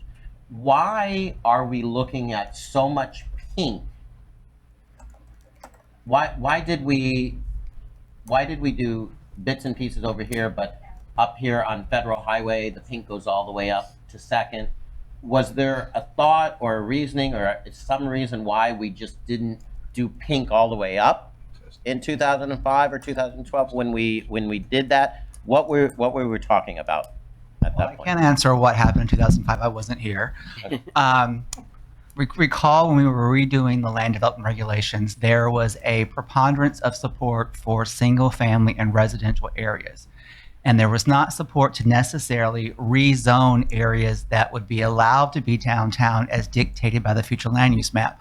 So what areas were downtown in 2012 and 13 from our old zoning code and zoning map stayed downtown.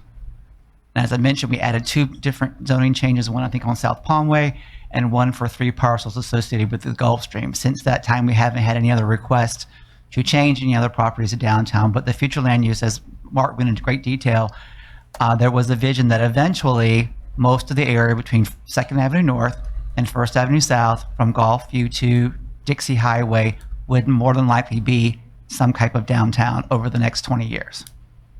Okay, because we talked about that on the west side too. And in essence, you would go into neighborhoods. And that will basically be mixed use East District.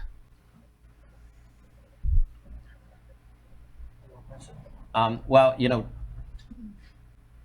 and you and I, William, had this conversation when the banner went up on that piece of parcel on Lucerne where it said, available cafe.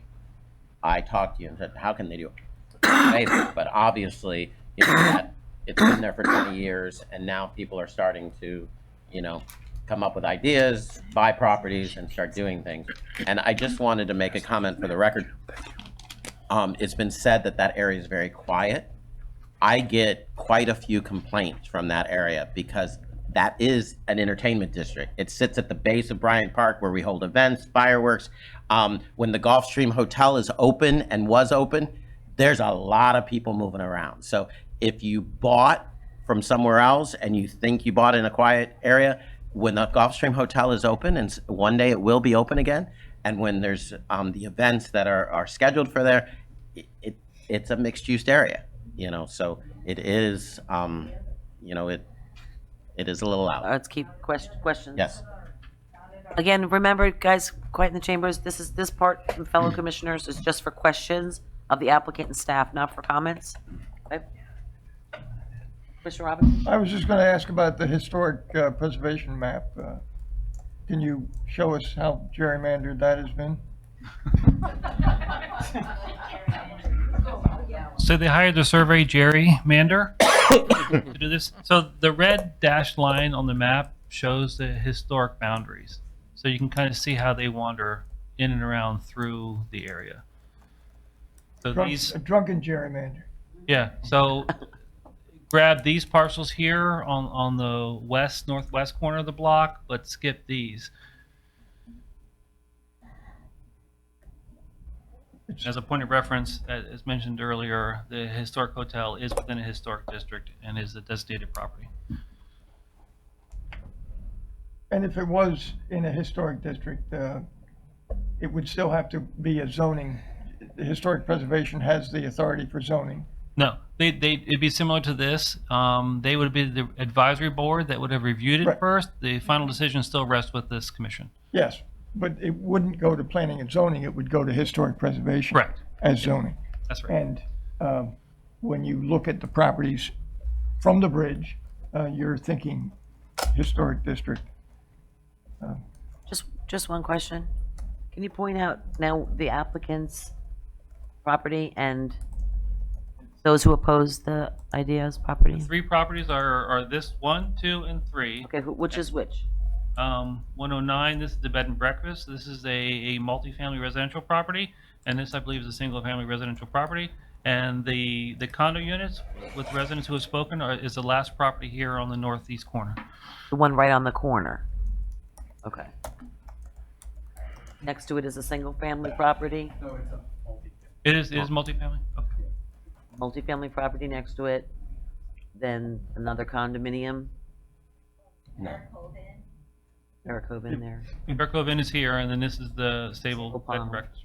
And those two pink are? The new hotel. That's the new extended stay hotel. There's two buildings that they purchased? That they purchased, the hotel. No, the hotel, I believe, is just the one right here on the corner, and then this is a condominium here. But they're both zoned pink. They're both zoned for downtown, correct? For downtown, okay. And and behind it is already, what exists behind it? The big pink? A big commercial, Rental, apartment. Commercial apartment building. Apartment building, okay. Okay, thank you. Only questions? Yes, just question. Okay. Now I happen to know the owner of the Parrot Cove Inn. Am I mistaken in believing that that was at one point like an inn, a hotel that's been converted into one-bedroom efficiencies on one side over time? It's a mixture of both. When we bought the bed and breakfast in 2003, the property was being rented out as a bed and breakfast, but they didn't do breakfast. So basically, you could rent an efficiency apartment for 3 nights, and so it was transient rentals. That's what it was. When Tommy Green bought it after it was sold, he continued with that, but then found there was a tremendous amount of work when people come in for 3 nights and then leave, the cleaning, whatever. So Tommy decided it was easier for him to try to get more long-term. He does rent, though, seasonally, in season, and he will do like a 1-month rental at that point. So we do have a lot of people coming and going in our neighborhood. That's it. Okay, thank you very much.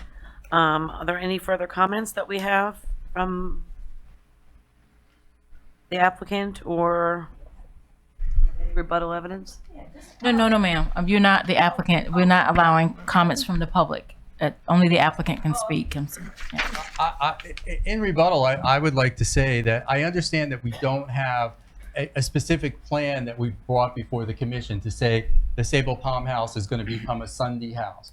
But what I'm saying is that given the fact that we have all this downtown zoning around us, to attract the investment that the city needs right now, I have people who, if they knew that we were already zoned downtown, would be much more interested in the property. They don't want to go through the whole planning thing. And to be honest with you, I have told everyone who's looked at the property who said, well, I'd like to do a restaurant. I'm like, well, you know what? Even if we're zoned downtown, you're still going to have to come back to planning and zoning. You're going to have to bring your plans. They're going to have to approve every aspect of that. So just because we are zoned downtown, we are not giving up the city's ability to control what goes in there. the question for you as city commissioners is, do you want this to become more of a commercial place where people can come in and say, yes, I'd like to open up a small restaurant, I'd like to open up this or that, and if it's allowed, they can at least come to you, present their plans, and then the city can say, yes, we approve it, or no, we can't. So there is still you guys still have, as a city, control over what goes in there, but it's basically advertising to potential people coming in to say, look, this is a great opportunity to invest in the city of Lake Worth. We're going to have a hotel on the corner. We'd like commerce on this part of Golfview Road because it's always been that way, in the sense of people come to that section of Golfview Road to see what's going on, to do the Snook Islands, to drop their boat off. You know, that's what it is. Okay, thank you very much. Now, at this point, Madam Mayor, can I just want to bring one point of clarification. I don't want people to be misunderstood. There are certain uses, if it was rezoned to downtown, that may be used that are permitted uses by right, and I'm bringing up this table for you. So there might be some commercial uses that would not necessarily have to go back to the P&Z board. Not every commercial use has to go to the board. Some are staff, some are administrative use, which is still a staff review, and then you have the conditional uses, which would go to the board. So just to clarify, not all uses. A small-scale restaurant might not have to go back to a board for approval. Madam Chair? Yes. Point of information? Sure. Okay. I don't know if staff knows this or the applicant knows this. Is this property landmarked? No. It's not landmarked. Okay. None of these properties are landmarked. And they're not in a historic district. No. No, it's not in district, not landmark. Is the applicant interested in landmarking the property? No. Okay. You gotta remember, Golfview Road, I think the reason it wasn't put in the historic districts when they were designed, if you look at Golfview, we pretty much had modern condo buildings along there. There wasn't anything distinctive. I think my house is probably the most distinctive property, but it's from an era that was, these homes were torn down years ago and condo buildings were put up. I wasn't here when they created the historic district, so I really don't know. But if you look at the historic districts, they're usually quaint little homes, cottages, things that you want to preserve. These were modern condo buildings that were built in the 70s. So I think when they designed those districts, Golfview wasn't as a big a part of that in terms of keeping the character exactly the same. Robinson? Could I ask the applicant how interested he would be in creating a policy to have boats come to the docks and be able to stay? We would love that. If you know, we have people who call us and they say, is there a place that I could dock my boat? I would love to bring the boat to Lake Worth. Did you tell them yes? I do. But to be honest with you, I don't know. I know we have the Snook Island docks over there, and I'm not sure, what to tell people, but it would be nice if we had a place for people to do that. Because a lot of people would come with the boats and then actually go downtown. Wouldn't it? Would be nice. Pam? Yes. Just to make sure nobody up here gets in any trouble. We're already getting in trouble. As we deliberate this, are we allowed to give our opinions? Absolutely. Policies? I mean, or whatever. I don't want anyone to get in trouble. No. Saying anything. You are here you've heard the evidence. It's now time for you to. I'll entertain a motion first, and then we can discuss, or the other way around. The other way around. It says the mayor then asks for him. Discuss it. Okay. Right. We're going to. So we've concluded the evidentiary portion of this. Correct. Yes, ma'am. And at this point, we can discuss it back and forth. I just find it so interesting because I've been here since 1998, I think it is. And just trying to think, I think some of those years, early years, the Gulf Stream was open and had a chance to enjoy Daniels and go inside there and then shut down. And then somebody else came in and it was open again for a short amount of time and then it was shut down. And I bring this up in this aspect because I don't think that I've ever seen a bustling hotel there for an extended period of time to witness what it must have been like to live on that part of the city while the hotel was thriving and busy and taxis and the way you would see around most hotels. So I'm trying to picture it now, and I picture your property and this historic nature, and I picture them demolishing it in the 70s and creating condominiums back when that was all the rage and whatever. it's hard for me because I like all of your ideas. I mean, in many ways. The hard thing for me is that when you look at things like the downtown, and we talked about, to me, that hotel has always been a catalyst. And I'm grateful for your inn because it's been a home for a lot of people. And we didn't have one major lodging establishment for people to stay in, before Airbnb existed and vacation rentals and all that other kind of stuff.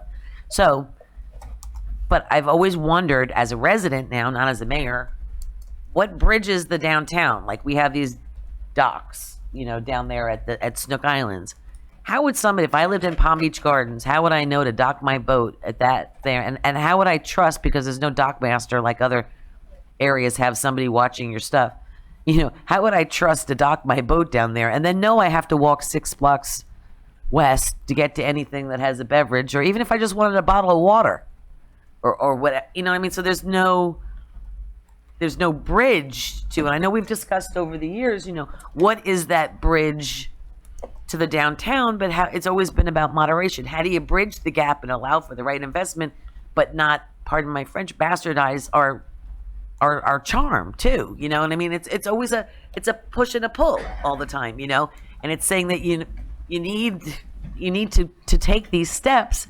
I wonder, and I think probably, I'm trying to think of who was it that said it. I want to see that part. I'll remember.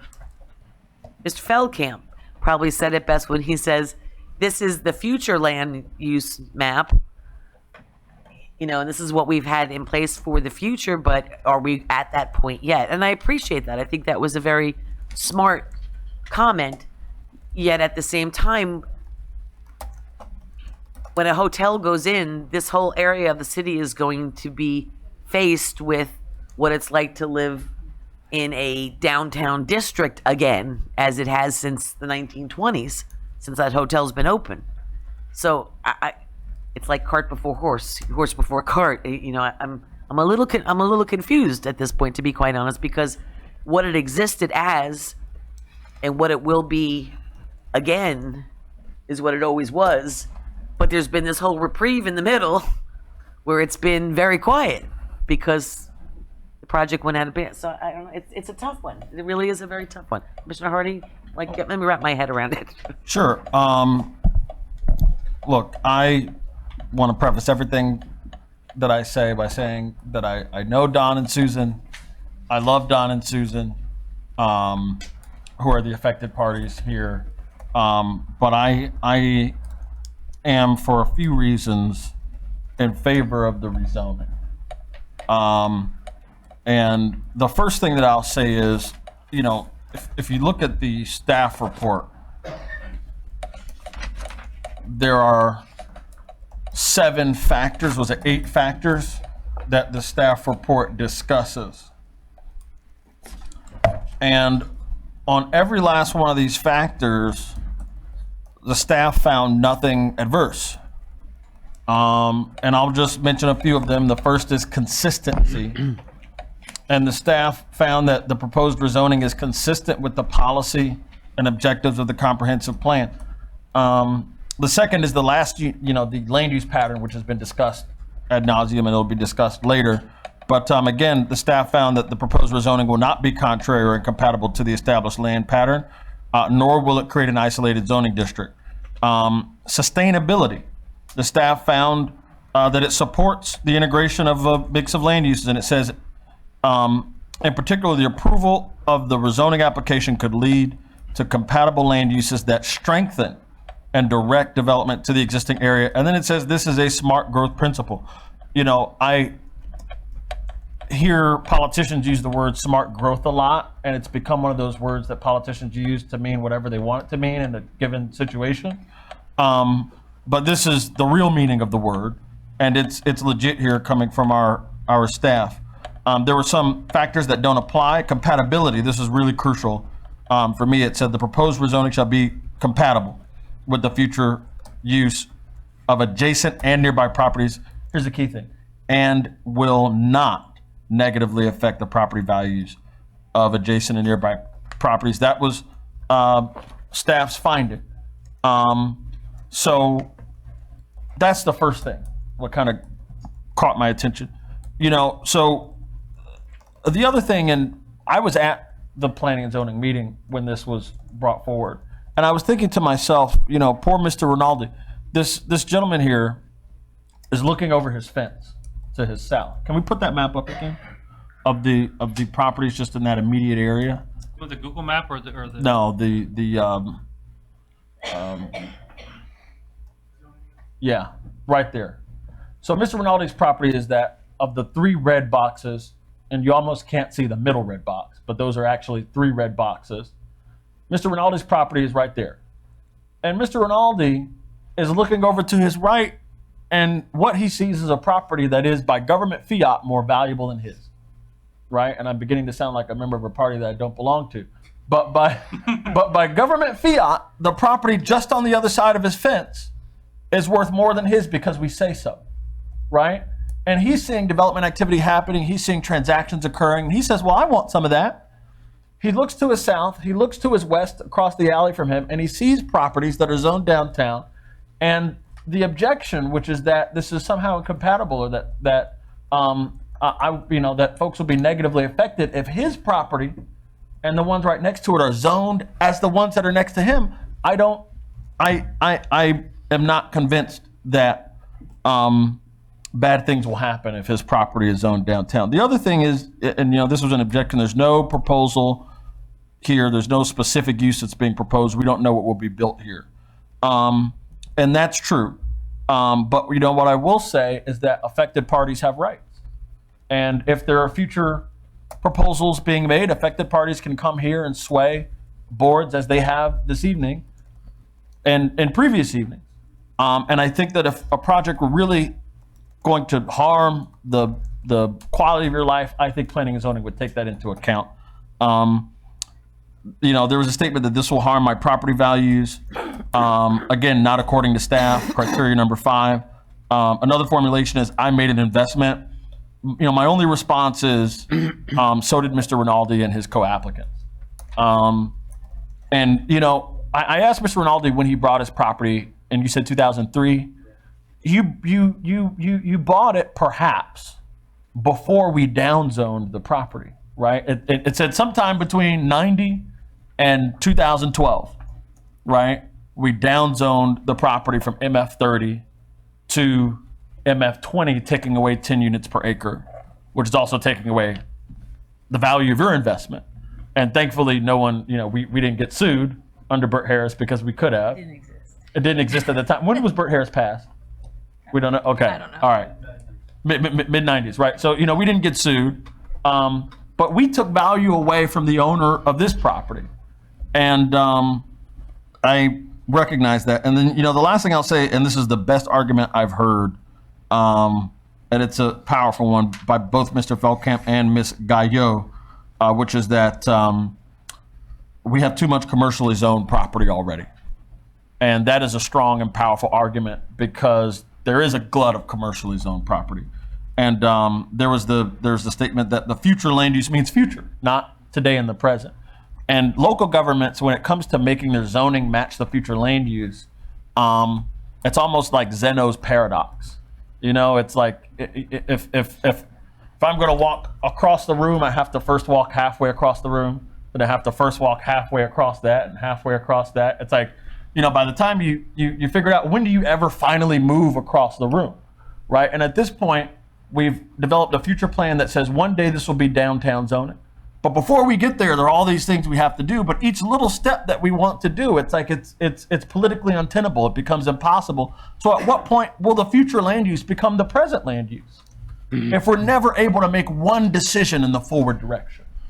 So that's, I am, again, I respect Don and Susan and the other affected parties, but I don't think this will be as harmful as the opponents may believe that it is. And I find it to match all of our criteria.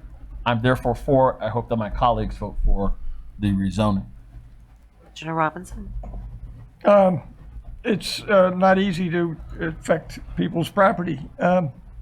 I don't see any reason to take the chance of changing this now. a couple of thoughts went through my property. I live on a property that when I moved here, was told by the building department that it could have been a multi-family, I mean, seriously multi-family building. It isn't now. It's very difficult to change this. I mean, the people in the corner at the north have to look south, and you know, we need to consider their view as well as the people at the south end of this application looking south. It's not really surrounded by downtown. It's a more of a residential appearance now, and I think it's too much of a step now to change the zone, to take it. We don't know what's going to be there, so I'm not interested in taking that chance to change that zone. There are positives to development, but this is not the time to do it. Any other comments? Commissioner? Take a stab at it. You know, the argument was made just a few moments ago that, you know, Mr. Rinaldi looks over his fence and he sees. In your mic, sir, please. I'm sorry. I can. Low, it's too high. It's too not low. loud enough. It's. I've never seen you sit here like this though before. I'm getting old. I'm drinking. And while I'm at it, can I get a different color? Mike, you wanna? I want a different color. Okay. Purple. Fuchsia. Can we get him one like Snoop Dogg with the? Point of order. We're in the middle of a quasi-judicial. Anyway, it's been said that, you know, Mr. Rinaldi would be looking over his fence potentially and seeing, you know, some downtown zoning and the possibilities there. And, you know, I'm not using your words, but what's the big deal? I could argue that if you use that as one of your methodologies and saying, yeah, this is not a bad idea, then the folks at 131 will say, you know what, why don't you just make me downtown? And the folks behind them will say, well, let's be downtown as well. And it just keeps on going. So I understand that argument, but I'm not quite sold on it. The other thing is, you know, one of the questions I asked earlier was, you know, what's the timeline for a potential zoning change? So if an opportunity were to present itself to Mr. Rinaldi or others in that neighborhood that everybody can take a look at up front, then, you know, we get her done, so to speak. I'm a little bit reluctant, only because I like to have, I hate to use the word control, because I don't believe it's government's role to pick winners and losers. But I also, as I said earlier, you know, the city has had a history of allowing projects to happen for a variety of reasons, and now we're trying to corral, you know, some of the methodology and come up with some good projects. I'd rather feel comfortable in knowing that if the time were to come in the future where a project were to be presented, that we can look at it holistically at that point and consider a zoning change. And what was the other comment? Well, that was basically it. You know, again, I respect Mr. Rinaldi and Mr. Green and all the others. I feel awful about this. I'm sure there's a lot more to their thinking and why they want to do this than we'll ever understand. But if the opportunity comes forward, if they get a deal, you know, I think we could take another look at it in the future. So, thank you. Does that happen though? I mean, like if someone, and please forgive me for my ignorance on this, but I'm not in real estate or law, but does that happen if someone comes and says, hey, I want to buy this property contingent upon the possibility that it's going to be downtown, Yes. but it has to be changed and it has to be this and it has to be that, and Happens the all the moon time. has to be full, and Happens all the time.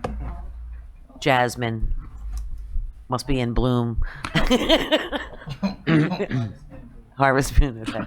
No, I mean, but they could go before and just apply that way, and it would go through the whole process, and somebody would actually pay for the whole process even before they did anything? Yeah.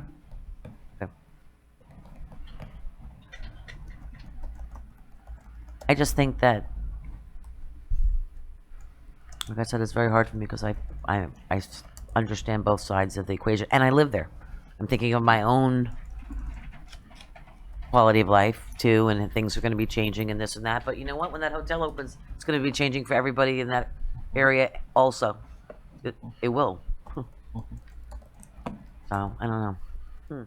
Mr. Robinson? Can I make a motion to deny the request? We have actually a motion on the floor, don't we? Already? Yes, we do. No, there's no motion. there's We didn't no make a motion motion, yet. and you need to give a reason why. And then, Hold on one second. does that require a second reading anyhow? It will not. If it fails on first reading, it fails.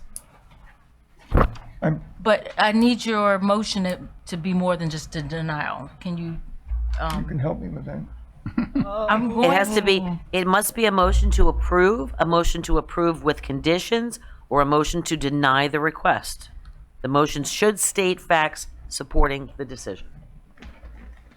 And Madam Mayor, may I ask that the motion maker should be the one who makes the statements of facts and reasons behind the motion? Well, I make a motion, or may I? Please. I make a motion to deny, based on the facts that we've heard from both affected parties and the applicant, from planning and zoning, from staff, from our own history and sense of the present and the future of Lake Worth's development, of the value of the properties as they exist now, and with an open mind to look to the future. But at this present time, I am making a motion to deny. Do I have a Is second? that acceptable? I think so. Those are your reasons. Yes. Do I have a second? You incorporate your statement from earlier about, you said too much of a step now because we don't know what it will be later. I don't- Are you basing that on the fact that there is no project attached to it? That's one of the reasons, but it's Right. not the Okay, only, no, not no, no. at Just want all, to make sure that the motion incorporates. but not Okay, that's not the sole reason. major, so. Okay, everyone one at a time, please. It's quasi-judicial. They have to keep a record of it. All right? problem. One at a time, guys. No, sorry. Go ahead. We need a second if the. Can somebody help me with my microphone height? I need a second. Well, I want to be clear on what the motion is. Okay. And So please ask to clarify the motion. who's going to do that? With The city attorney is lawyer? going to clarify the I motion. can't. I didn't get all of it. It was Okay. very detailed. City clerk, can you clarify the motion? my. That's why I said, guys, It was don't very talk detailed. over one another. I'm Everyone, trying. it's very difficult to hear, remember, and record when you're all talking at the same time. Please. Motion to deny based on what we heard, what P&Z heard, and the history of Lake Worth, the values. And we'll look in we will look at it in the future, and for that he denies. He is basing it on the fact that there is no project. Point of information. Did he say something about because of what staff recommended? He did say that. Okay. No comments. That's what the staff's comments. Okay, staff's comment. Okay, that was good. Thank you. Comments tonight. Yes. Okay. Okay. Okay, we've got a motion on the floor. Do I have a second? Second. Got a motion on the floor and a second. At this point, there's no more conversation. It's only a vote. Is how it's quasi-judicial. No. You can still You can still- you can deliberate on the motion now. Okay. Yeah. Usually, it doesn't say that in the thing, so I wasn't sure. Okay, I'm sorry. Yeah. I'll make sure I add that Right. next time. So again, I'll just go back to what staff has written on all 8 factors. All 8 factors. Staff found that this request was fine or either that the factor didn't apply to this particular request. At no point did staff find that one of these 7 factors wasn't met, whether it was consistency or land use pattern or sustainability or what have you. So that's number one. And a lot of the objections that folks came to this room, to this hearing tonight, a lot of their objections were vitiated by staff's recommendations, in particular, objections about property values and compatibility. Staff found that this will not negatively affect the property values of adjacent and nearby properties. That was a finding put in writing by staff. Staff also found that it was consistent with our policies and with our plans, that it was consistent with the land use patterns, that it was sustainable, and that it was compatible. And so I don't understand on what factual grounds we would deny this application, other than that it would be different from what's currently allowed. Change is going to happen in this city. It has to happen in this city. And when that hotel is opened again, this is going to be something that, we want. And on the matter of, well, someone can come in and get the property under contract and do this whole thing all over again, how likely are they to do that, knowing that someone already went through the process and was denied? If we don't do this tonight, this gentleman and future property owners are very unlikely to get a downtown zoning designation because we've already denied it. I mean, no one here, we had, that money to invest and we were going to invest it there, would follow, especially from a distance, right? Would follow up this meeting with another request to rezone. And so I think as far as this property goes, it's now or never. I don't find that the objections that people made were substantiated by the evidence or by what staff has found. And I am a nay on this motion. I'm a nay on this motion. I usually have a comment from everybody. You don't have to. You can call the question if you want. Oh, I can't. Oh, I'm sorry. Mr. Robinson? It's not now or never. Mike, I have a question. This, guys, is a really tough one. Okay, we've got I keep going back to the buildings and the maps, but we have the properties that were zoned now hotel, a hotel restaurant, right on the corner. Okay, and what is the time frame for that project, William? Just as a, have they gone in for permitting or done anything, Mark? They're doing some minor modifications to it, but we haven't seen any building permits come in to do any major changes to the interior at this point. The properties behind it is that also hotel? What's behind it? What's the pink? No, this multifamily behind it, and then condos to the north of it. The long one is rental condos. Like I said before, I'm just trying to. It's hard because, so say that opens up as a boutique hotel right there on the corner, right? And it's got a restaurant in it, and then you got the Gulfstream open, and you've got nightlife and taxi cabs and things going on. That's already there. It's going to change. I mean, what happens to the people on the other side of the Gulfstream too? Those condos down on the other side, they're used to not being next to a non-operating hotel, and now they're going to have traffic in their neighborhoods and whatever because it's a hotel property. The whole dynamic of everything is going to be changing when these properties get filled. And just that one little hotel alone is going to now have nightlife in it and whatever next to your streets. And the hotel's going to be open.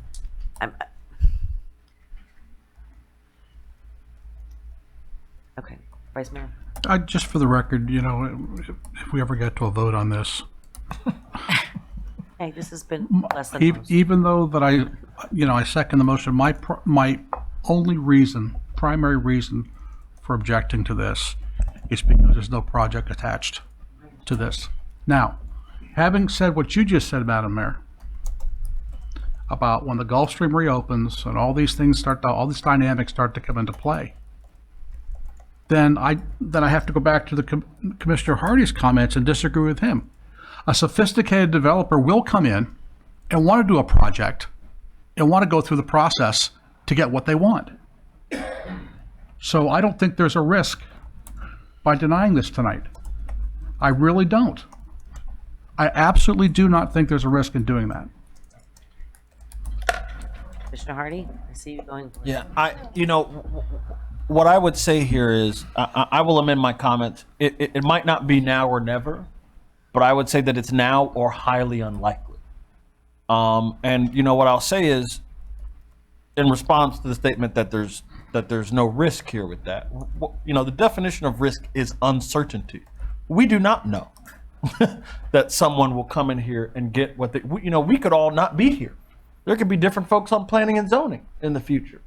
We have no idea that the plan for this property, which we all affirmed when we approved the comprehensive plan just recently, will be realized. And now is our chance to do it. And on the recommendation of staff has determined that the application is in compliance with review criteria for rezoning as outlined in LDR section 23.2-36. Right. These are the LDRs that we voted to approve. And on the subject of there's no project here, it's not a criteria in our LDR that someone who's applying for rezoning have a project.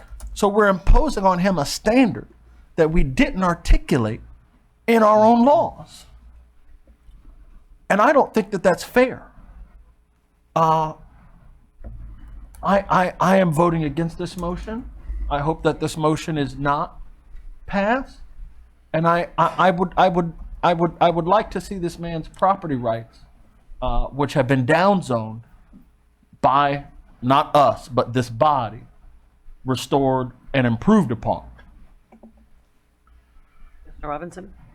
I don't think you could do much to improve upon the Sable Palm House as it is now. I've stayed there, enjoyed it, was able to walk to the Gulf Stream, enjoyed that. And if that gerrymandering of historic preservation was different, that would clearly be a historic area that would require a plan to make any sort of a change there. All right, we've got, Vice Mayor Pro Tem? Just my final gasp of comment would be, yeah, I'm not going to be disappointed if it doesn't go the way I'm thinking. I want you to know why I feel this way. I'm looking at the bigger picture. I could be here for 3 days and explain all the what ifs and potential scenarios that we're trying to deal with here in the city, as far as development and economic development and all these other things. But we don't have all night or 2 days to do that.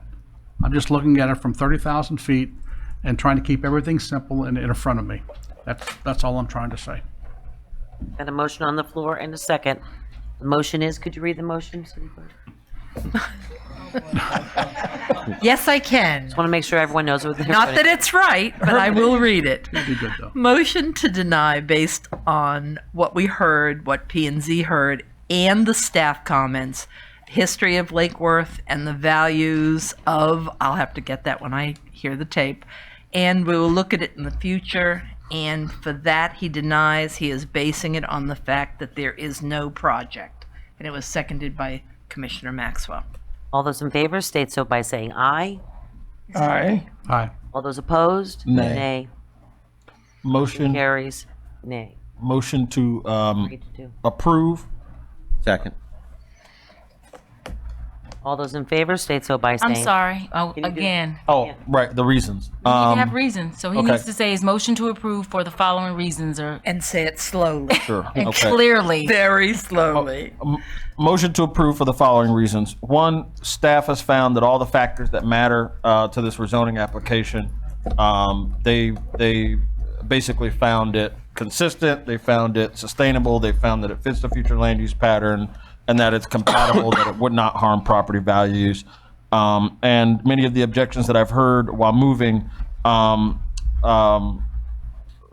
were contradicted by staff's report.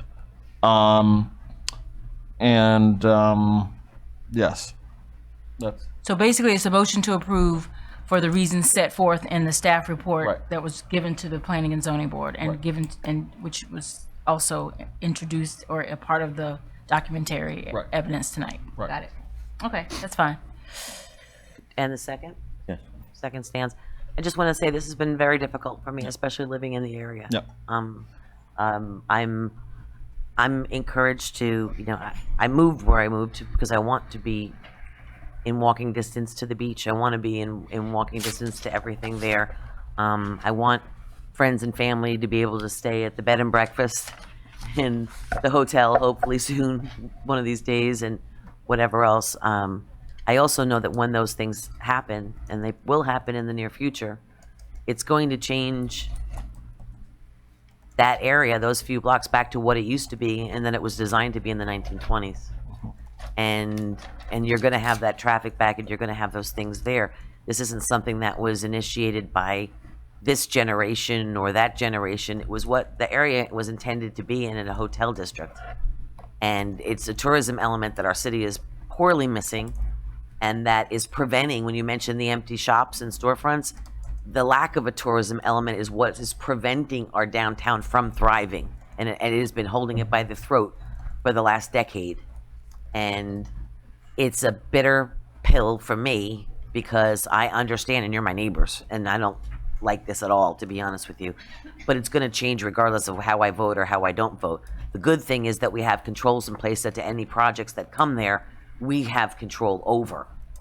And though that is the most important part, and that was mentioned in the comments, because any of these projects would have to come back and be approved, for the intensity that they would create on the region, and we get to control that. Most of them. Most of it. To a point. To a point. But I think that the area has already been zoned for that, and it's zoning back to, the density has already been decreased in the area, and the buildings around you are already deemed downtown. 20 years. 20 years ago. So, with that said, we've got a motion and a second. All those in favor state so by saying aye. Aye. All those opposed? Aye. Opposed? I oppose. I oppose, nay? I oppose. So motion is it carries 4 to 4-1? That stunk. Okay. Thank you. Thank you all very, very much. I'll entertain a motion to adjourn. So moved. Second? Oh, I apologize. I think the clerk would like you to set this for second reading. be This a is just the second reading. first, this is just first reading. This is an ordinance. Right. So I think you have. The second reading will be advertised, and the second reading will be January the 7th. Okay. And can I ask for a legal, if it's opposed or turned down on the second reading, what happens? Then it's done. So with these, you have to have 2 hearings. So it's 50/50. So this was the first time, and so we will hear this again. It wouldn't require a third to No, break no, the no, tie. Okay. Excuse me, do I have a motion to adjourn? We did.